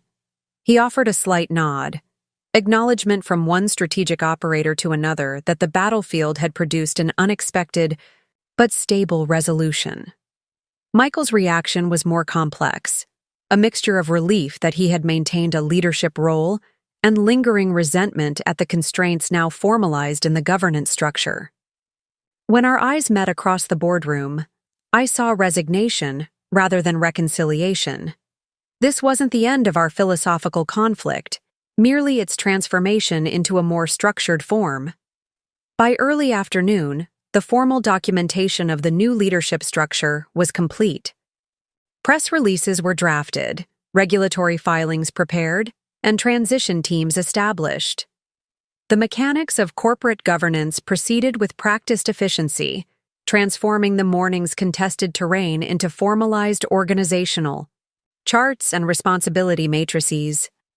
As the boardroom gradually emptied, Michael finally approached me directly, Walsh conspicuously absent from his side for the first time since the conflict began. "This isn't what Father would have wanted," he said quietly, the first personal comment he had directed to me since the shareholder meeting began. "No," I agreed. "But it's what the company needs." A flicker of understanding passed between us. Not agreement, certainly not warmth, but perhaps the first acknowledgement that our conflict transcended personal grievances to reflect genuinely different visions of leadership and organizational purpose. "Walsh will be departing now that the immediate situation is resolved," Michael informed me. "His specialty is crisis management, not ongoing governance." The statement was partly informational, partly a subtle peace offering, removing the most aggressive element of his opposition strategy now that a settlement had been reached. "A wise decision," I replied. "The dual leadership structure will function more effectively without external strategists influencing either side." Michael nodded stiffly before adding, "The Madison integration timeline will require immediate attention. Norwood expects a joint call this afternoon to confirm our commitment to the modified terms. I'll have my team coordinate with yours." "To prepare," I responded, accepting the implicit acknowledgement that collaborative work would begin immediately despite our personal reservations. As Michael departed, Bernard Whitaker approached with uncharacteristic informality. "Your grandfather would have appreciated the elegance of this resolution," he observed. "William always believed in structural solutions to leadership challenges." "The $1,000 bequest created one outcome," I noted. "This morning created another entirely." Whitaker smiled slightly. Richard's final judgment proved less definitive than he anticipated. As the corporate machinery accelerated around, press statements being finalized, organizational charts redrawn, transition teams assembled, I found myself reflecting on the journey from that first devastating moment at the will reading to this unexpectedly balanced resolution. The dual leadership structure wasn't the complete vindication I had initially sought when building my ownership position in Montgomery Industries. It was something more complex and potentially more valuable. A framework that institutionalized the modernization vision while creating accountability mechanisms that would transcend any individual's authority. My father's $1,000 bequest had been intended as his final judgment of my capabilities and worth. Instead, it had become the catalyst for fundamental transformation of the company he had spent his life building. There was profound irony in that outcome. His attempt to exclude me had created the very conditions that forced the organization to confront its strategic limitations and embrace a new direction. As executive chair with explicit authority over strategic planning and technology development, I now had formal mandate to implement the modernization roadmap that had been incorporated into the Madison acquisition terms. Michael would retain operational control of existing business units, creating necessary continuity while the transformation proceeded. It wasn't the clear victory that either of us had sought, but it was perhaps the outcome that best served Montgomery Industries itself, blending innovation with stability, transformation with continuity, in a structured framework that forced productive tension rather than destructive conflict. As I gathered my materials to depart for the scheduled call with Philip Norwood, Valerie offered a simple observation that captured the essence of the morning's resolution.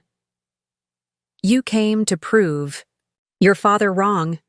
You ended up proving your grandfather right. The distinction was profound. William Montgomery had built the company on the principle that communications infrastructure must evolve ahead of consumer demand, not in response to it. That forward-looking approach had been gradually subordinated to my father's preference for optimizing established business lines rather than investing in emerging technologies. The dual leadership structure now formalized at Montgomery Industries didn't just resolve a family succession dispute. It institutionalized a return to the foundational philosophy that had built the company's initial success, updated for contemporary technological realities. My father's dismissive bequest had reflected his personal judgment, rooted in outdated assumptions about leadership and business strategy. The shareholders' verdict reflected market realities and forward-looking assessment of the company's needs. As I prepared to begin the actual work of transformation, starting with the Madison integration that would serve as proof of concept for the broader modernization strategy, I felt a sense of purpose that transcended personal vindication. The $1,000 check that had symbolized my father's final judgment would remain uncashed, preserved as a reminder that the most profound legacy isn't financial inheritance, but the opportunity to build something that outlasts individual limitations. Montgomery Industries was embarking on its next chapter, not as the continuation of Richard Montgomery's vision, nor as the fulfillment of my personal ambition, but as an enterprise adapting to evolving market realities, with a governance structure designed to balance innovation and stability. The decisive action hadn't been a single triumphant moment, but a series of strategic moves that collectively transformed conflict into structured collaboration. In that transformation lay the true victory, not over my father's memory or my brother's authority, but over the organizational inertia that had gradually compromised Montgomery's market position. The work of actual transformation still lay ahead. Implementing the modernization roadmap would require navigating countless operational challenges and organizational resistance. But the governance framework established today created the conditions for that work to proceed with appropriate authority and accountability. As I departed Montgomery Tower for the first official meeting under the new leadership structure, I glanced back at the portraits of Montgomery patriarchs that lined the executive corridor. To their stern, judgmental gazes, I offered neither defiance nor submission, but the simple acknowledgement that their enterprise would continue evolving beyond any individual's vision or control. That evolution, not personal vindication or familial triumph, was the true measure of success. The $1,000 bequest that was meant to be my father's final judgment had instead become the first investment in Montgomery Industries' future. The weeks following the shareholder meeting brought a whirlwind of activity as Montgomery Industries adjusted to its new leadership structure. The dual executive arrangement, Michael as CEO and myself as executive chair, created ripple effects throughout the organization, challenging deeply entrenched norms and operational assumptions. Our first joint executive meeting revealed the magnitude of the cultural transformation ahead. Michael had assembled his leadership team in the main conference room, with department heads arranged in their traditional hierarchy around the table. When I arrived, there was a momentary confusion about seating arrangements. The head position at the table had always belonged to the CEO, but the new governance structure complicated this symbolic allocation of authority. Michael hesitated briefly before gesturing to a position adjacent to his traditional seat.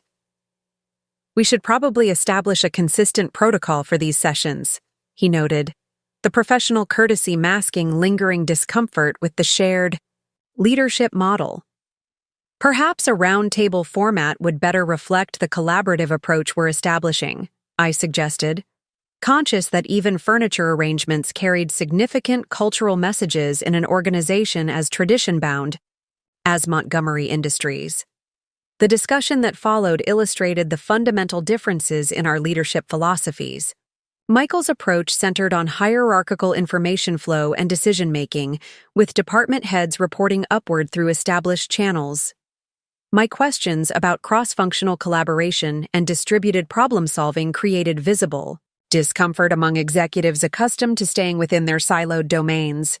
"We need to establish clear accountability structures for the Madison integration," Michael emphasized, displaying a project management chart with neatly delineated responsibilities.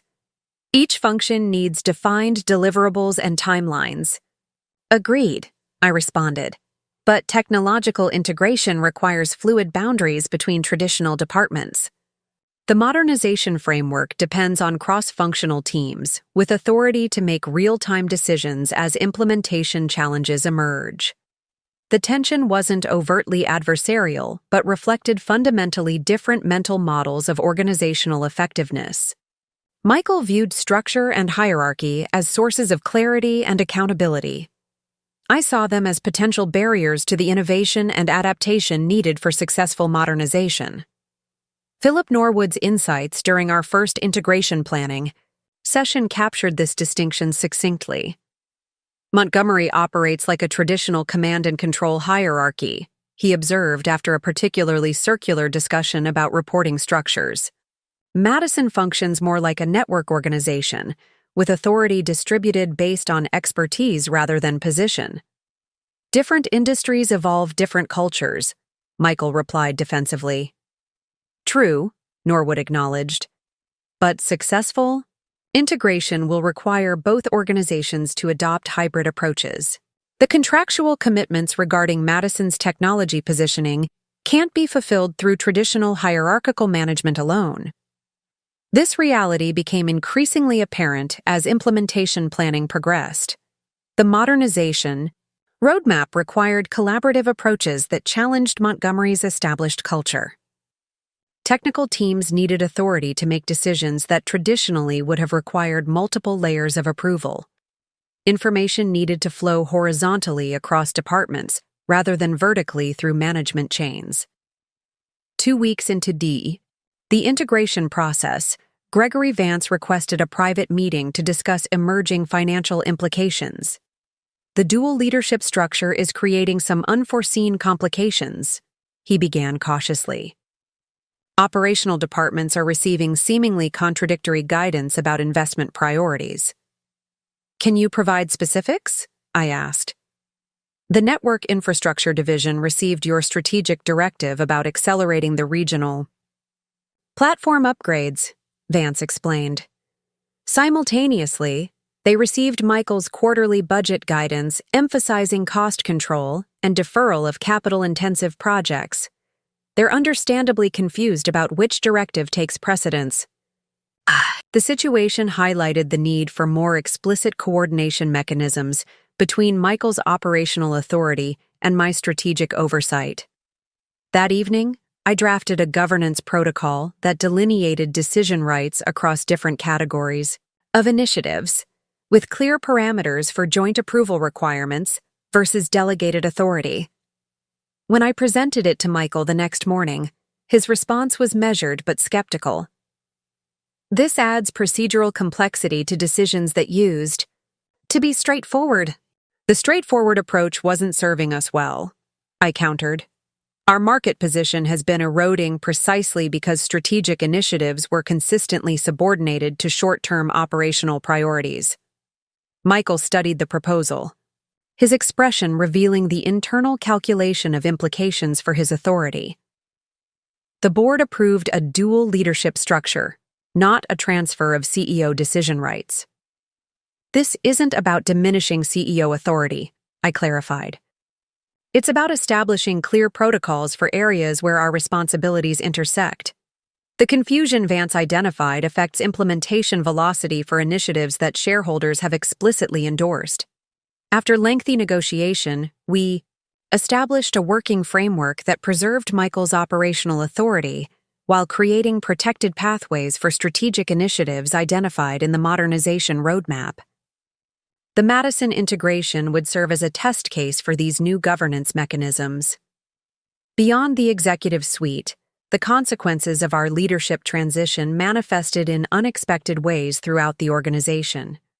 Middle managers who had built careers navigating Richard Montgomery's hierarchical structure found themselves struggling to interpret the new power dynamics.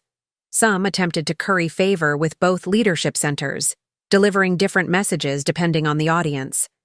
Others chose clear alignment with either Michael's operational focus or my strategic initiatives. Harold Dawson observed this phenomenon during a board update 3 weeks after the shareholder meeting. The organization is developing interesting factional behaviors, he noted. Not openly adversarial, but definitely oriented around different priorities and approaches. That's not necessarily unhealthy, I responded. The modernization strategy requires champions throughout the organization who are committed to transformation rather than preservation of the status quo.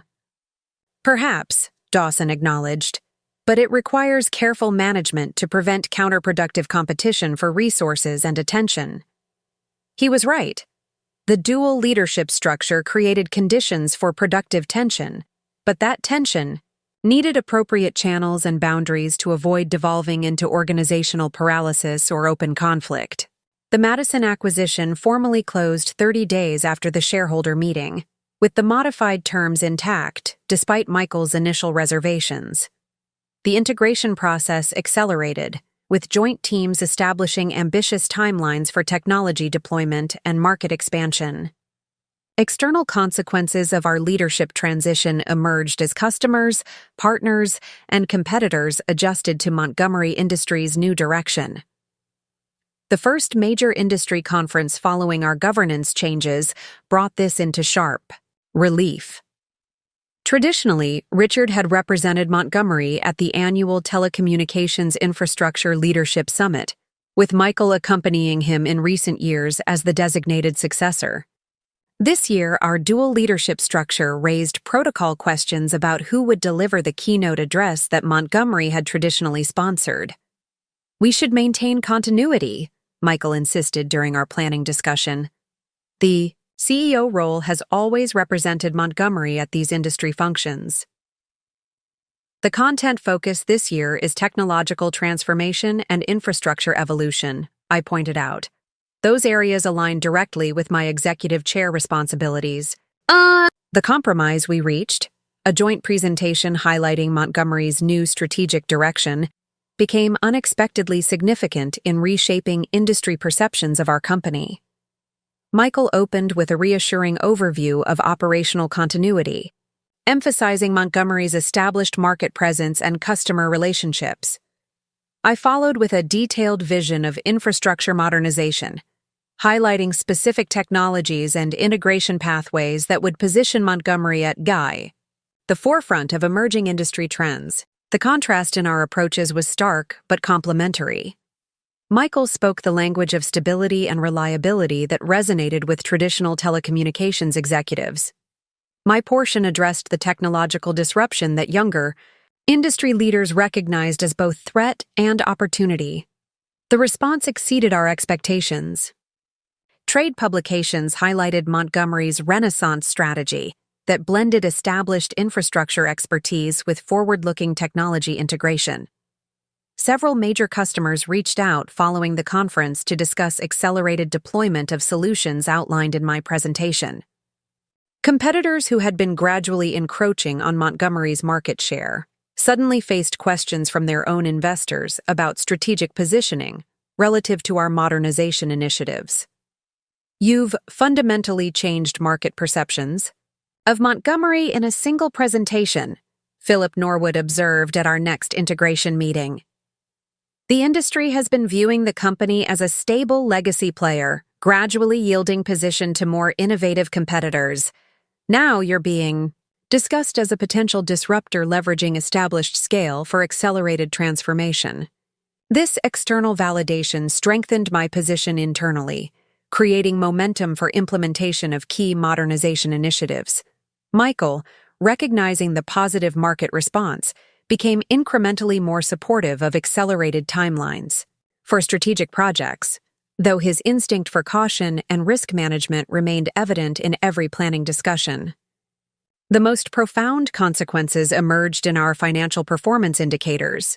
The first quarterly results following our leadership transition showed modest but significant shifts in key metrics.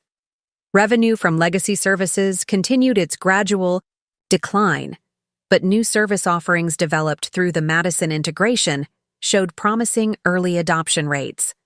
The stock price, which had stagnated for nearly 3 years, began a steady upward trajectory as analysts incorporated our modernization strategy into their valuation models. Andrew Caldwell called personally after reviewing the quarterly performance.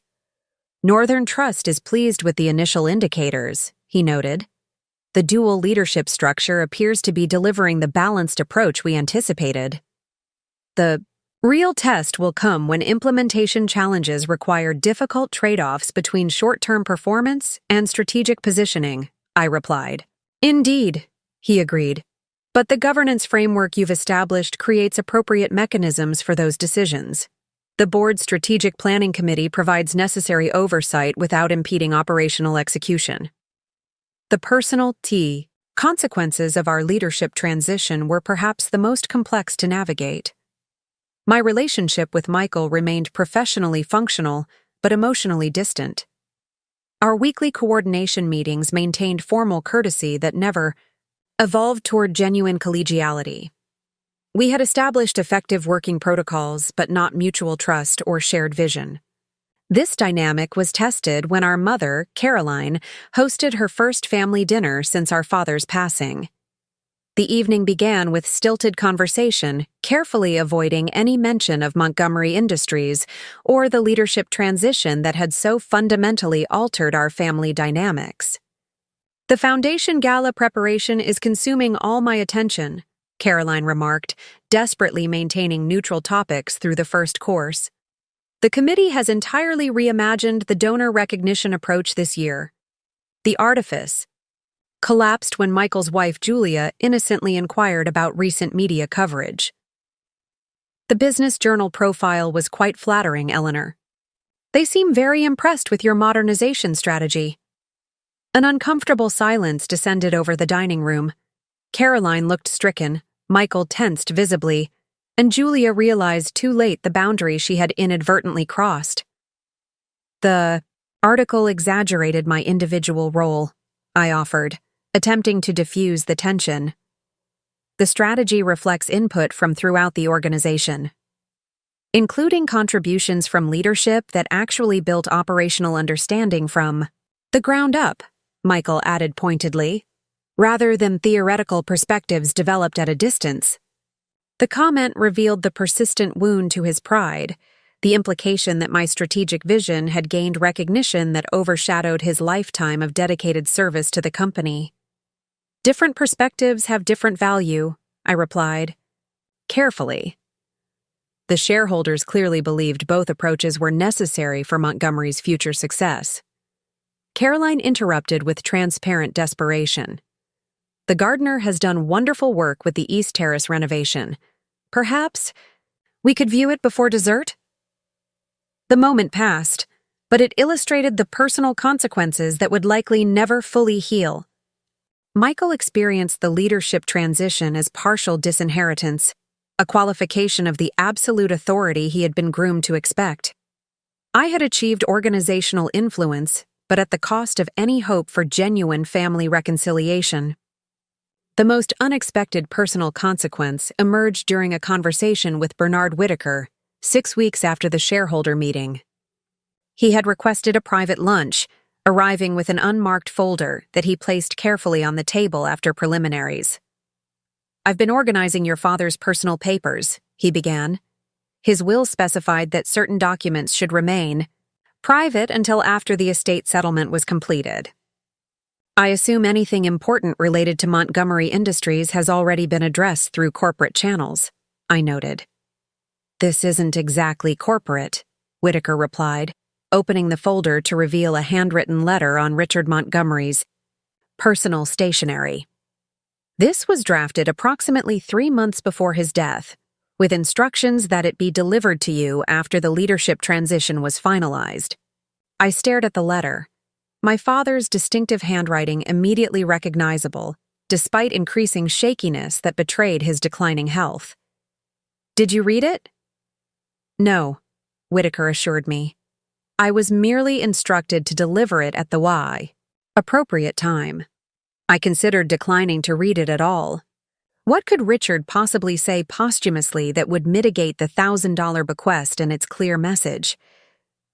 But curiosity prevailed over caution. The letter was brief and direct, characteristic of Richard's communication style. "Eleanor, if you're reading this, events have unfolded differently than I anticipated. While I designated Michael as my singular successor, your actions have evidently created an alternate path. You have always challenged my understanding of business leadership, questioning hierarchies I consider essential, proposing collaborative approaches I find inefficient, advocating perspectives I consider untested against market realities. I do not expect the $1,000 bequest to deter you if you've truly developed the strategic conviction you've claimed.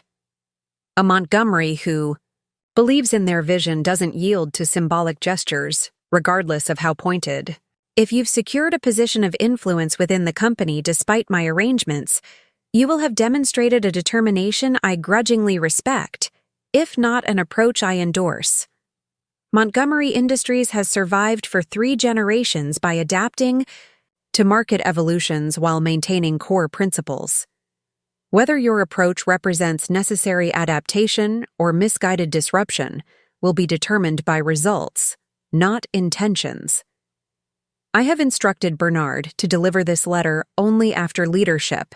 Questions are formally resolved. Whatever structure has emerged, remember that legacy is measured in decades, not quarters. The Montgomery name carries obligations beyond personal ambition or vindication. Richard Montgomery. I read the letter twice, absorbing its implications. It wasn't an apology or reconciliation, nor was it further condemnation.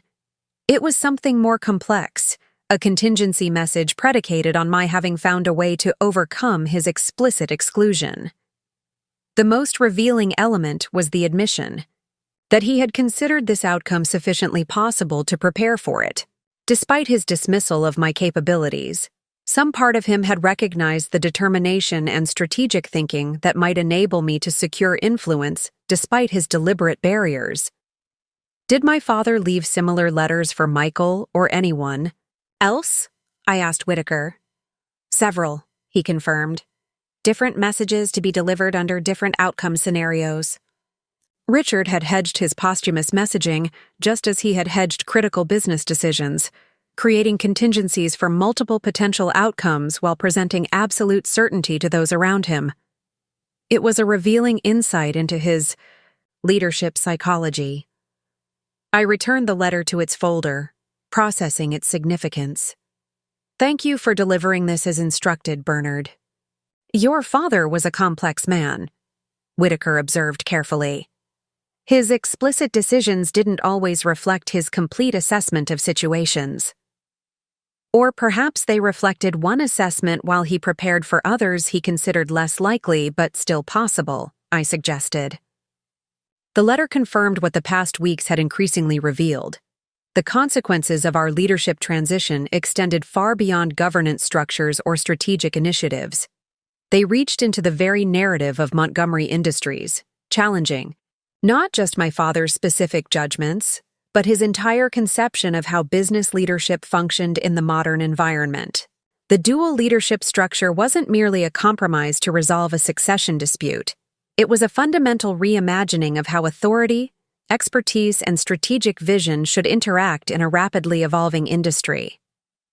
The $1,000 bequest that had seemed so final, a judgment had instead initiated a sequence of events that transformed the company in ways Richard Montgomery had considered possible, but not preferable. As I departed my lunch with Whitaker, a notification appeared on my phone. The Madison integration team had successfully completed the first major technology deployment ahead of schedule, with 3 key customers already reporting performance improvements that exceeded projections.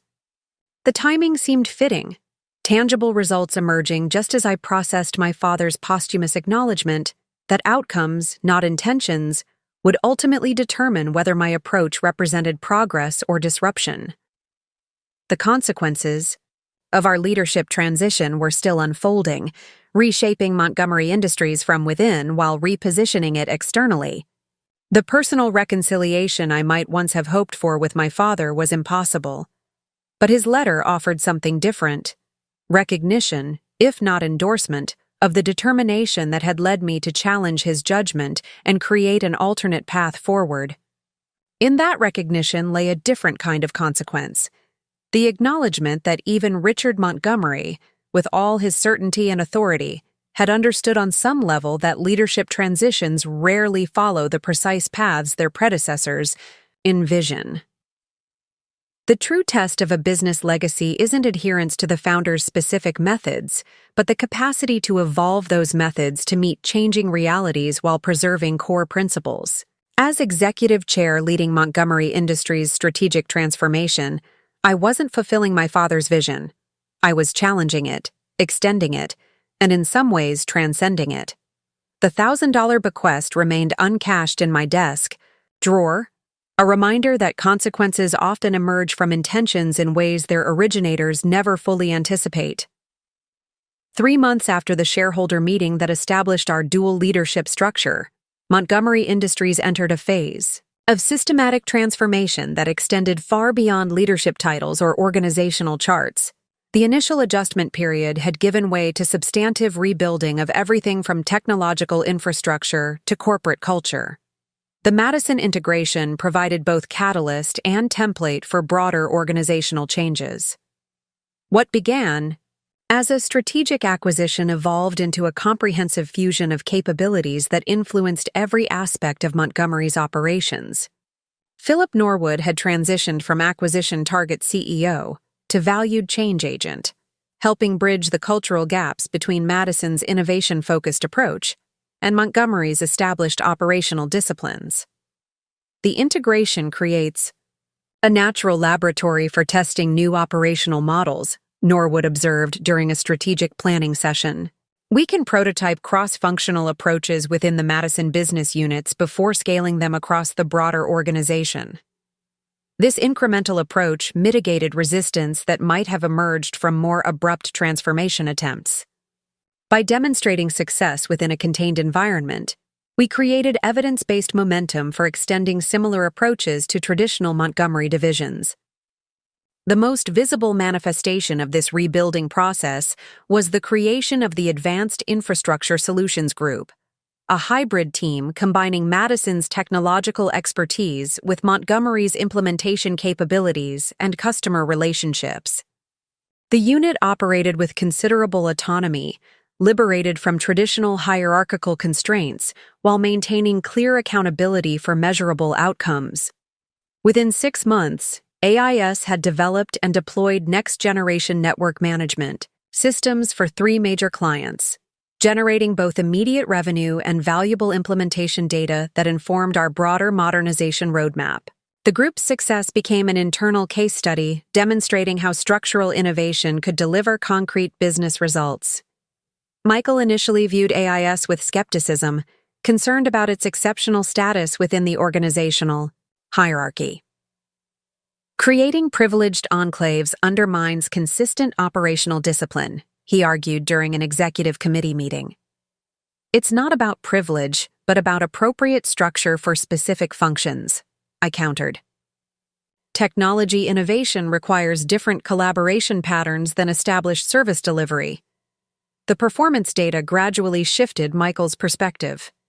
When AIS secured a contract with Western Regional Utilities, a long-standing Montgomery client that competitors had been steadily eroding, even he acknowledged the value of the experimental structure. They're delivering impressive results, he conceded during our quarterly planning review. Though I still have concerns about scaling this approach too rapidly across established business units. This tension between innovation and stability, transformation and continuity, defined our rebuilding phase. Rather than seeking to eliminate the tension, we increasingly recognized its generative potential when properly channeled. The dual leadership structure provided natural balancing mechanisms that prevented either radical disruption or stubborn stagnation from dominating our approach. Bernard Whitaker captured this dynamic during a board update. Montgomery Industries is achieving something quite rare: evolutionary transformation rather than revolutionary upheaval. The modernization proceeds at a pace that allows operational continuity while still creating meaningful market differentiation. The rebuilding extended beyond organizational structures to our technological foundation. The systematic upgrading of core infrastructure systems proceeded according to the roadmap I had developed, with modifications based on implementation learning and evolving market conditions. What might have been theoretical planning exercises became practical deployment challenges requiring continuous adaptation. Gregory Vance emerged as an unexpected champion of this technological rebuilding, despite his traditional finance orientation. The investment thesis is proving more compelling than I initially assessed, he acknowledged 6 months into implementation. The efficiency gains from modernized infrastructure are materializing faster than projected, creating additional reinvestment capacity. This virtuous cycle, where early modernization investments generated returns that funded subsequent initiatives, accelerated our timeline without requiring the external capital that might have compromised near-term financial metrics. Michael's focus on operational discipline complemented my strategic direction, creating a balanced approach that satisfied both progressive and conservative stakeholders. The industry took notice. Trade publications that had long categorized Montgomery Industries as a legacy provider with stable but unexciting prospects began describing us as a traditional infrastructure leader executing an impressive technological pivot. Competitors who had been gradually encroaching on our market position suddenly found themselves responding to innovations rather than driving them. This external validation reinforced internal momentum, creating a rebuilding narrative that employees throughout the organization could embrace. The Montgomery Renaissance, as one industry analyst dubbed it, became a source of collective pride that transcended legacy organizational boundaries. Perhaps the most fundamental rebuilding occurred in our approach to talent development and deployment. Richard Montgomery had built his leadership model on rigidly defined career paths and specialized functional expertise. The modernization strategy required more fluid skill development and cross-disciplinary collaboration. We need to reimagine talent mobility, I emphasized during a leadership development session. Technical specialists need business context. Business leaders need technological fluency. Neither can operate effectively in isolated domains. This philosophy manifested in the Montgomery Innovation Fellowship Program, a rotational development approach that identified high-potential talent throughout the organization and immersed them in cross-functional projects outside their traditional expertise areas. The program created a cadre of leaders who understood both established operations and emerging capabilities, bridging divides that had historically limited Montgomery's adaptability. Michael initially questioned the resource allocation required for such developmental initiatives. "We're diverting productive capacity from core operations for theoretical long-term benefits," he noted during a budget review. "It's not theoretical," I responded. "The Madison integration demonstrated precisely how much productivity we lose to functional silos and communication barriers. The fellowship program addresses root causes rather than symptoms." The first cohort of Innovation Fellows provided compelling evidence supporting this investment. Their cross-functional projects generated immediate operational improvements while building leadership capabilities that would serve the organization for years to come. The program expanded with Michael's full support after demonstration projects, delivered measurable returns within the first year. Our rebuilding extended to external partnerships and ecosystem relationships as well. The traditional Montgomery approach had emphasized self-sufficiency and proprietary development, an industrial-era model increasingly ill-suited to the networked technology landscape. Our modernization strategy incorporated strategic alliances with specialized technology providers, research institutions, and even select competitors where collaboration could accelerate capability development. "The boundaries between organizations are becoming more permeable," I explained during an industry forum where Montgomery announced a partnership with a former competitor on next-generation security protocols. "Technological evolution happens too rapidly for any single organization to maintain leadership across all domains independently." This philosophical shift represented perhaps the most profound departure from Richard Montgomery's approach to business leadership. He had built the company on principles of vertical integration and controlled information flow, maintaining comprehensive ownership of all critical technologies and processes. Our rebuilding phase embraced selective integration within broader innovation ecosystems, recognizing that strategic openness often accelerated progress more effectively than protective isolation. Throughout this transformation, the dual leadership structure provided essential balance. Michael's operational focus ensured that innovation initiatives maintained connection to practical implementation constraints. My strategic direction prevented short-term considerations from dictating decisions with long-term implications. The creative tension between our approaches generated more robust solutions than either perspective might have produced independently. This balanced rebuilding produced tangible results. Our first full-year financial results under the dual leadership structure exceeded market expectations across key metrics. Revenue growth accelerated to 7.2% compared to the previous 3-year average of 2.1%. Operating margins expanded despite increased R&D investment, and the stock price appreciated 31% as investors recognized the successful combination of stability and innovation. Andrew Caldwell's assessment during Northern Trust's annual portfolio review captured the external perspective on our rebuilding phase. Montgomery Industries has executed a textbook example of strategic renewal without destructive disruption. The dual leadership model delivers complementary strengths while moderating the risks associated with either pure maintenance or radical overhaul approaches. The personal dimension of rebuilding proved more challenging than the organizational transformation. My relationship with Michael remained functional but distant, characterized by professional respect rather than personal reconciliation. Our weekly coordination meetings operated with efficient courtesy, but never evolved toward genuine warmth or shared perspective. This dynamic was particularly evident during the first annual leadership conference following our governance transition. Traditionally a celebration of Montgomery's accomplishments and culture, the event required careful navigation of the dual leadership structure. Previous conferences featured Father's comprehensive address as the centerpiece, Michael noted.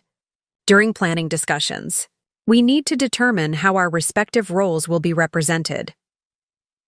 The solution, a joint keynote session where we each presented complementary aspects of Montgomery's direction, worked effectively as professional communication, but highlighted our contrasting styles and priorities.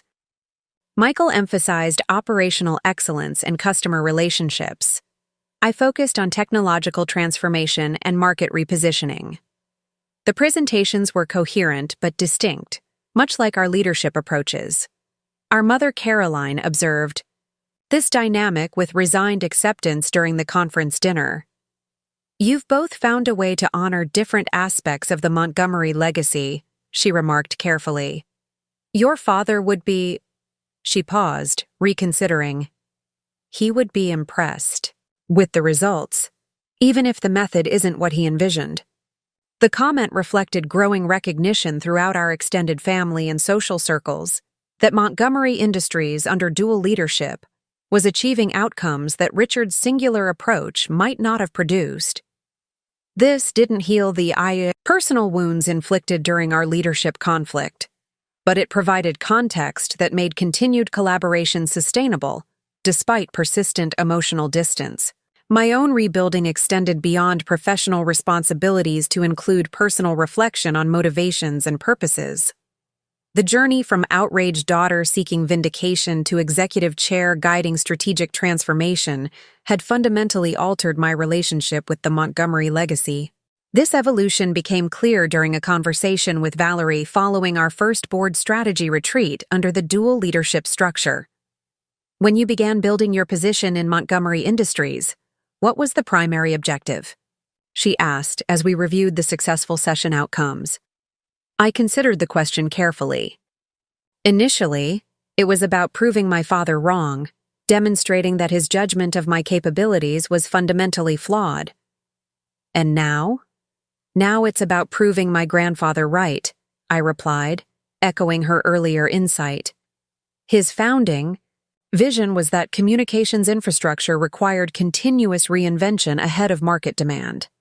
The current transformation is returning to that principle rather than simply challenging my father's approach. This perspective shift represented the most meaningful personal rebuilding, from reactive defiance to purposeful direction, from challenging the past to creating the future. The $1,000 bequest remained symbolically powerful but had diminished as a motivating force compared to the tangible impact of our modernization initiatives. Harold Dawson captured this evolution during a reflective moment following a particularly successful strategic planning committee meeting. "You began this journey seeking a seat at the table," he observed. "You've ended up redesigning the table itself." The metaphor was apt. Montgomery Industries was being systematically rebuilt, not merely accommodating a previously excluded perspective, but fundamentally reconceiving how the organization functioned in a rapidly evolving technological landscape. The dual leadership structure that emerged from our governance conflict provided the balanced foundation for this comprehensive transformation. As the rebuilding phase gained momentum, expanding from isolated initiatives to organization-wide renewal, my attention increasingly shifted from vindicating my exclusion to maximizing the opportunity that exclusion had inadvertently created. The $1,000 bequest intended as dismissal had initiated a sequence of events that positioned Montgomery Industries for its most significant strategic transformation since my grandfather's original vision. The rebuilding wasn't complete, cultural. Transformation proceeds at a different pace than technological or structural change. But the foundation had been firmly established. Montgomery Industries was evolving beyond both my father's singular vision and my initial reactive positioning, becoming something neither of us had fully anticipated, but that incorporated essential elements from both perspectives. In that evolution lay the true rebuilding, not just of organizational capabilities or market positioning, but of the Montgomery legacy itself. The company would continue bearing our family name, but that name now represented a more adaptive, collaborative approach to leadership than Richard Montgomery had ever envisioned. As we prepared for the next phase of our modernization journey, I found myself looking forward rather than backward, focused on possibilities rather than vindication. The rebuilding had transformed not just the organization, but my relationship to it.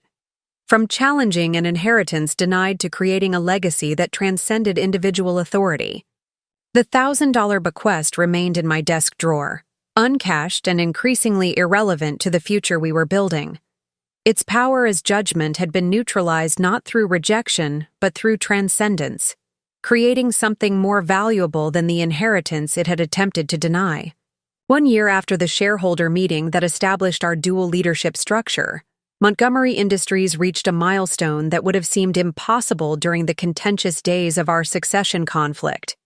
The comprehensive modernization strategy had progressed from contested vision to operational reality, with integration occurring at multiple levels throughout the organization. The most visible integration manifested in our market positioning.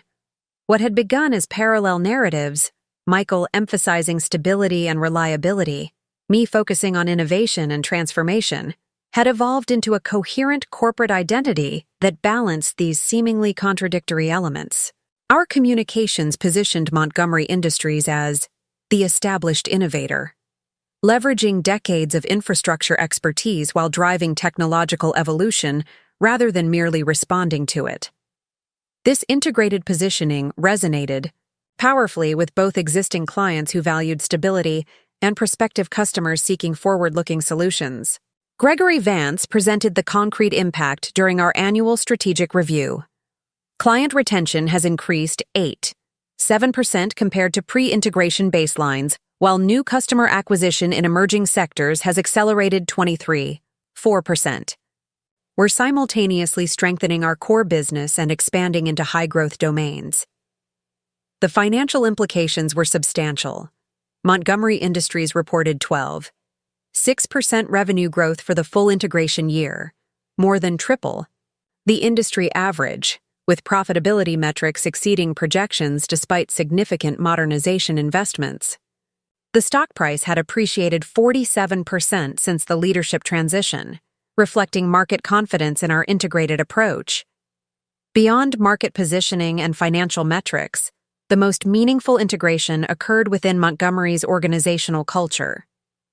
What had begun as distinct operational and strategic factions gradually evolved into a more cohesive enterprise identity that incorporated elements from both leadership perspectives. The Innovation Fellowship Program played a crucial role in this cultural integration, creating a cadre of leaders fluent in both established operational disciplines and emerging technological capabilities. These integrated leaders became the connective tissue between traditionally separate domains, translating between specialized functional languages and facilitating collaborative problem-solving. The fellows have fundamentally changed our decision-making dynamics, observed Patricia Reynolds, our recently appointed Chief Talent Officer. They move comfortably between business units, engineering teams, and executive functions, creating information flow that bypasses traditional silos. This integrated leadership model addressed a fundamental limitation in Richard Montgomery's approach to organizational development. He had built the company around specialized expertise domains with carefully managed interfaces, creating efficiency at the cost of adaptability. Our integrated model maintained functional expertise while creating deliberate overlaps and connections that accelerated learning and innovation. The Madison acquisition, initially a focal point for our leadership, conflict had evolved into the template for this integrated approach. What began as a technology acquisition had transformed into a comprehensive integration of capabilities, methodologies, and cultural elements. Philip Norwood's role had expanded from integration advisor to chief innovation officer, formalizing the bridge between Madison's technological capabilities and Montgomery's established market presence. The integration creates complementary strengths that neither organization possessed independently, Norwood explained during an industry forum where Montgomery showcased its transformed infrastructure offerings. Madison's technological agility, combined with Montgomery's implementation capability and client relationships, creates a differentiated value proposition that competitors struggle to match. This integration extended to our governance approach as well. The initial dual leadership structure, born of shareholder compromise rather than deliberate design, had evolved into a more sophisticated model that leveraged the complementary perspectives Michael and I brought to the enterprise. Rather than competing power centers, we had developed integrated decision processes that incorporated both operational discipline and strategic innovation. Harold Dawson characterized this evolution during a board assessment session.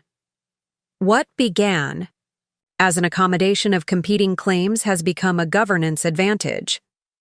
The integrated leadership model provides balanced perspective that neither traditional CEO authority nor conventional board oversight typically achieves. The integration even manifested in our physical environment.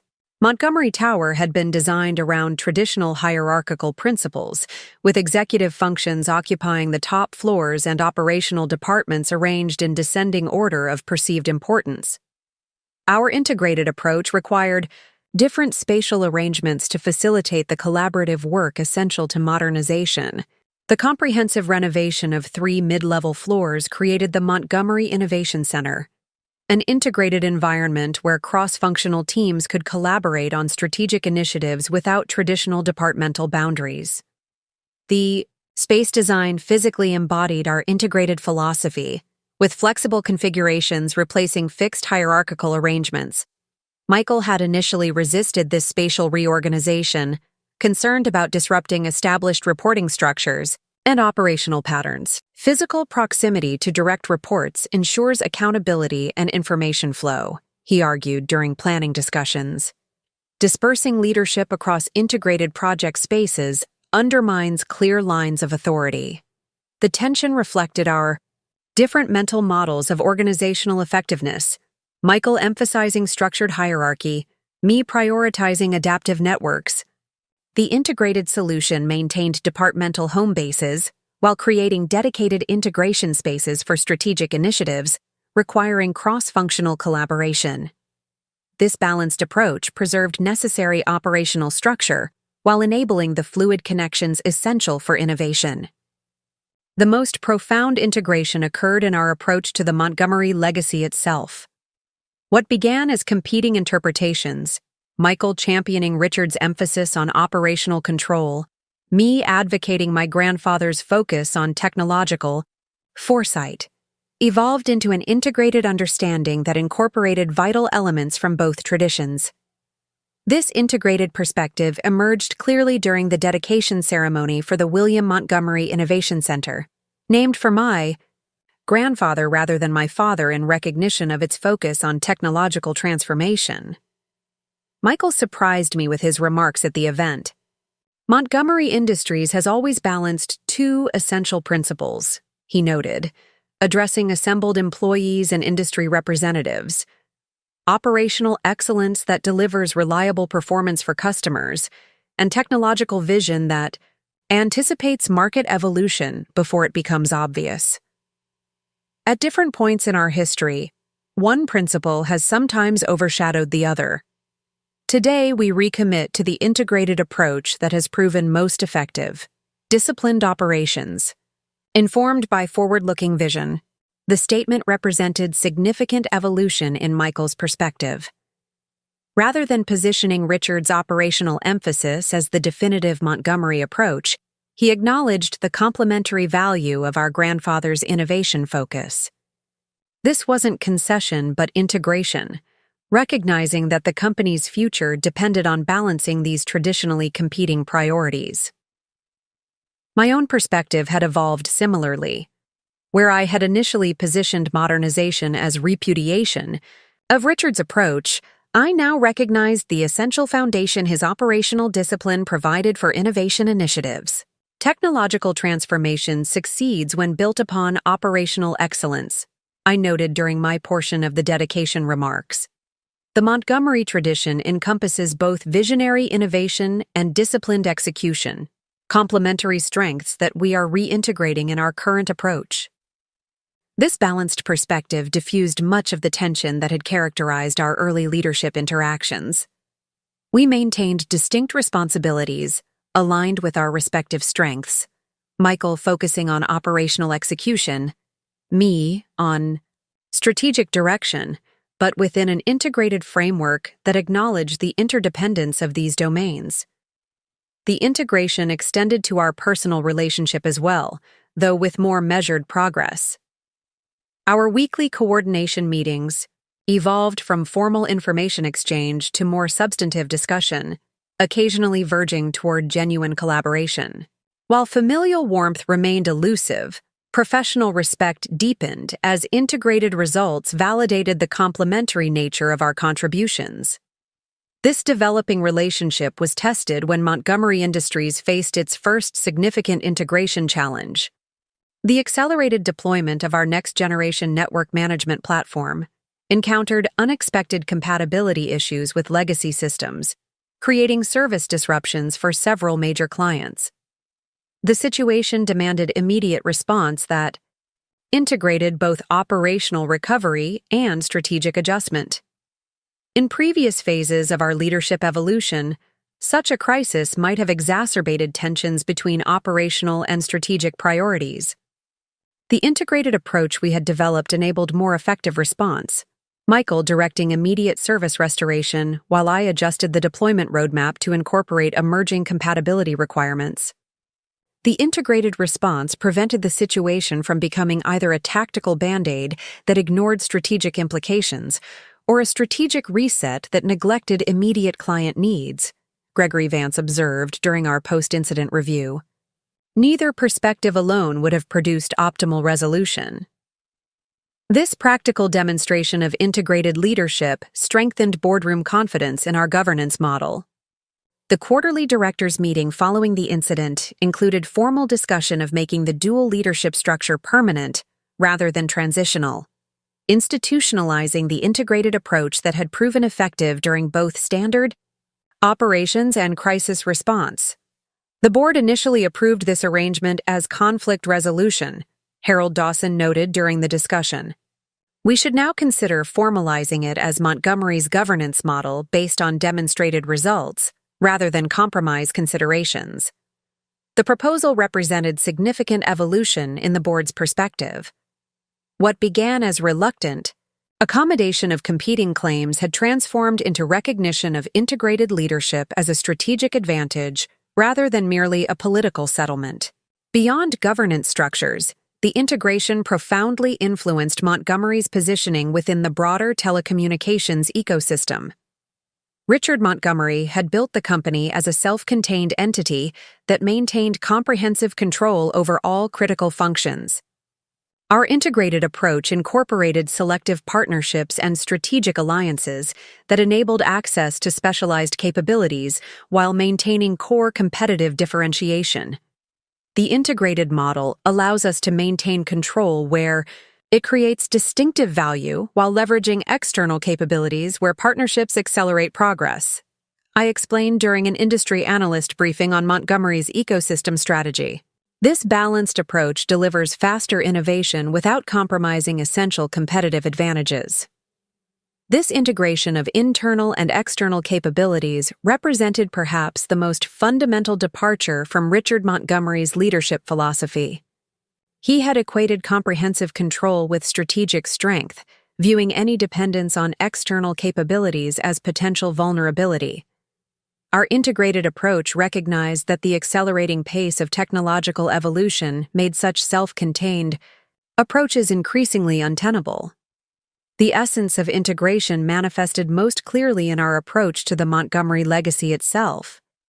What began as competing narratives about Richard's intention and judgment had evolved into a more nuanced understanding that transcended individual personalities.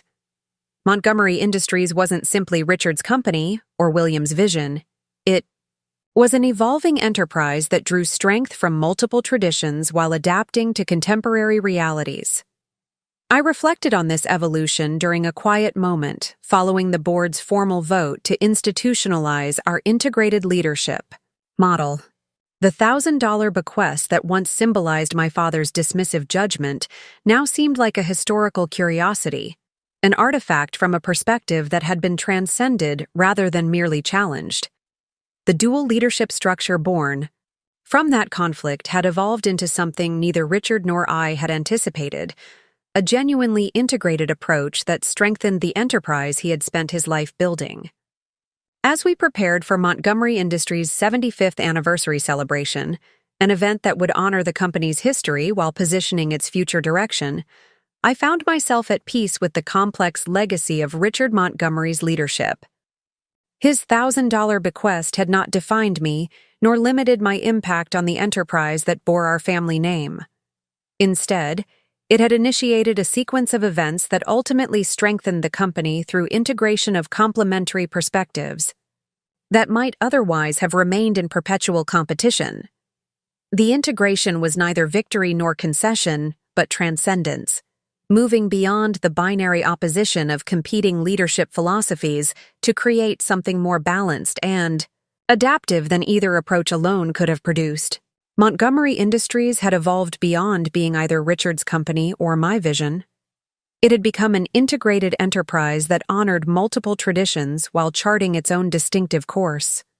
My grandfather William had established Montgomery Industries on the principle that communications infrastructure must evolve ahead of consumer demand rather than merely responding to it.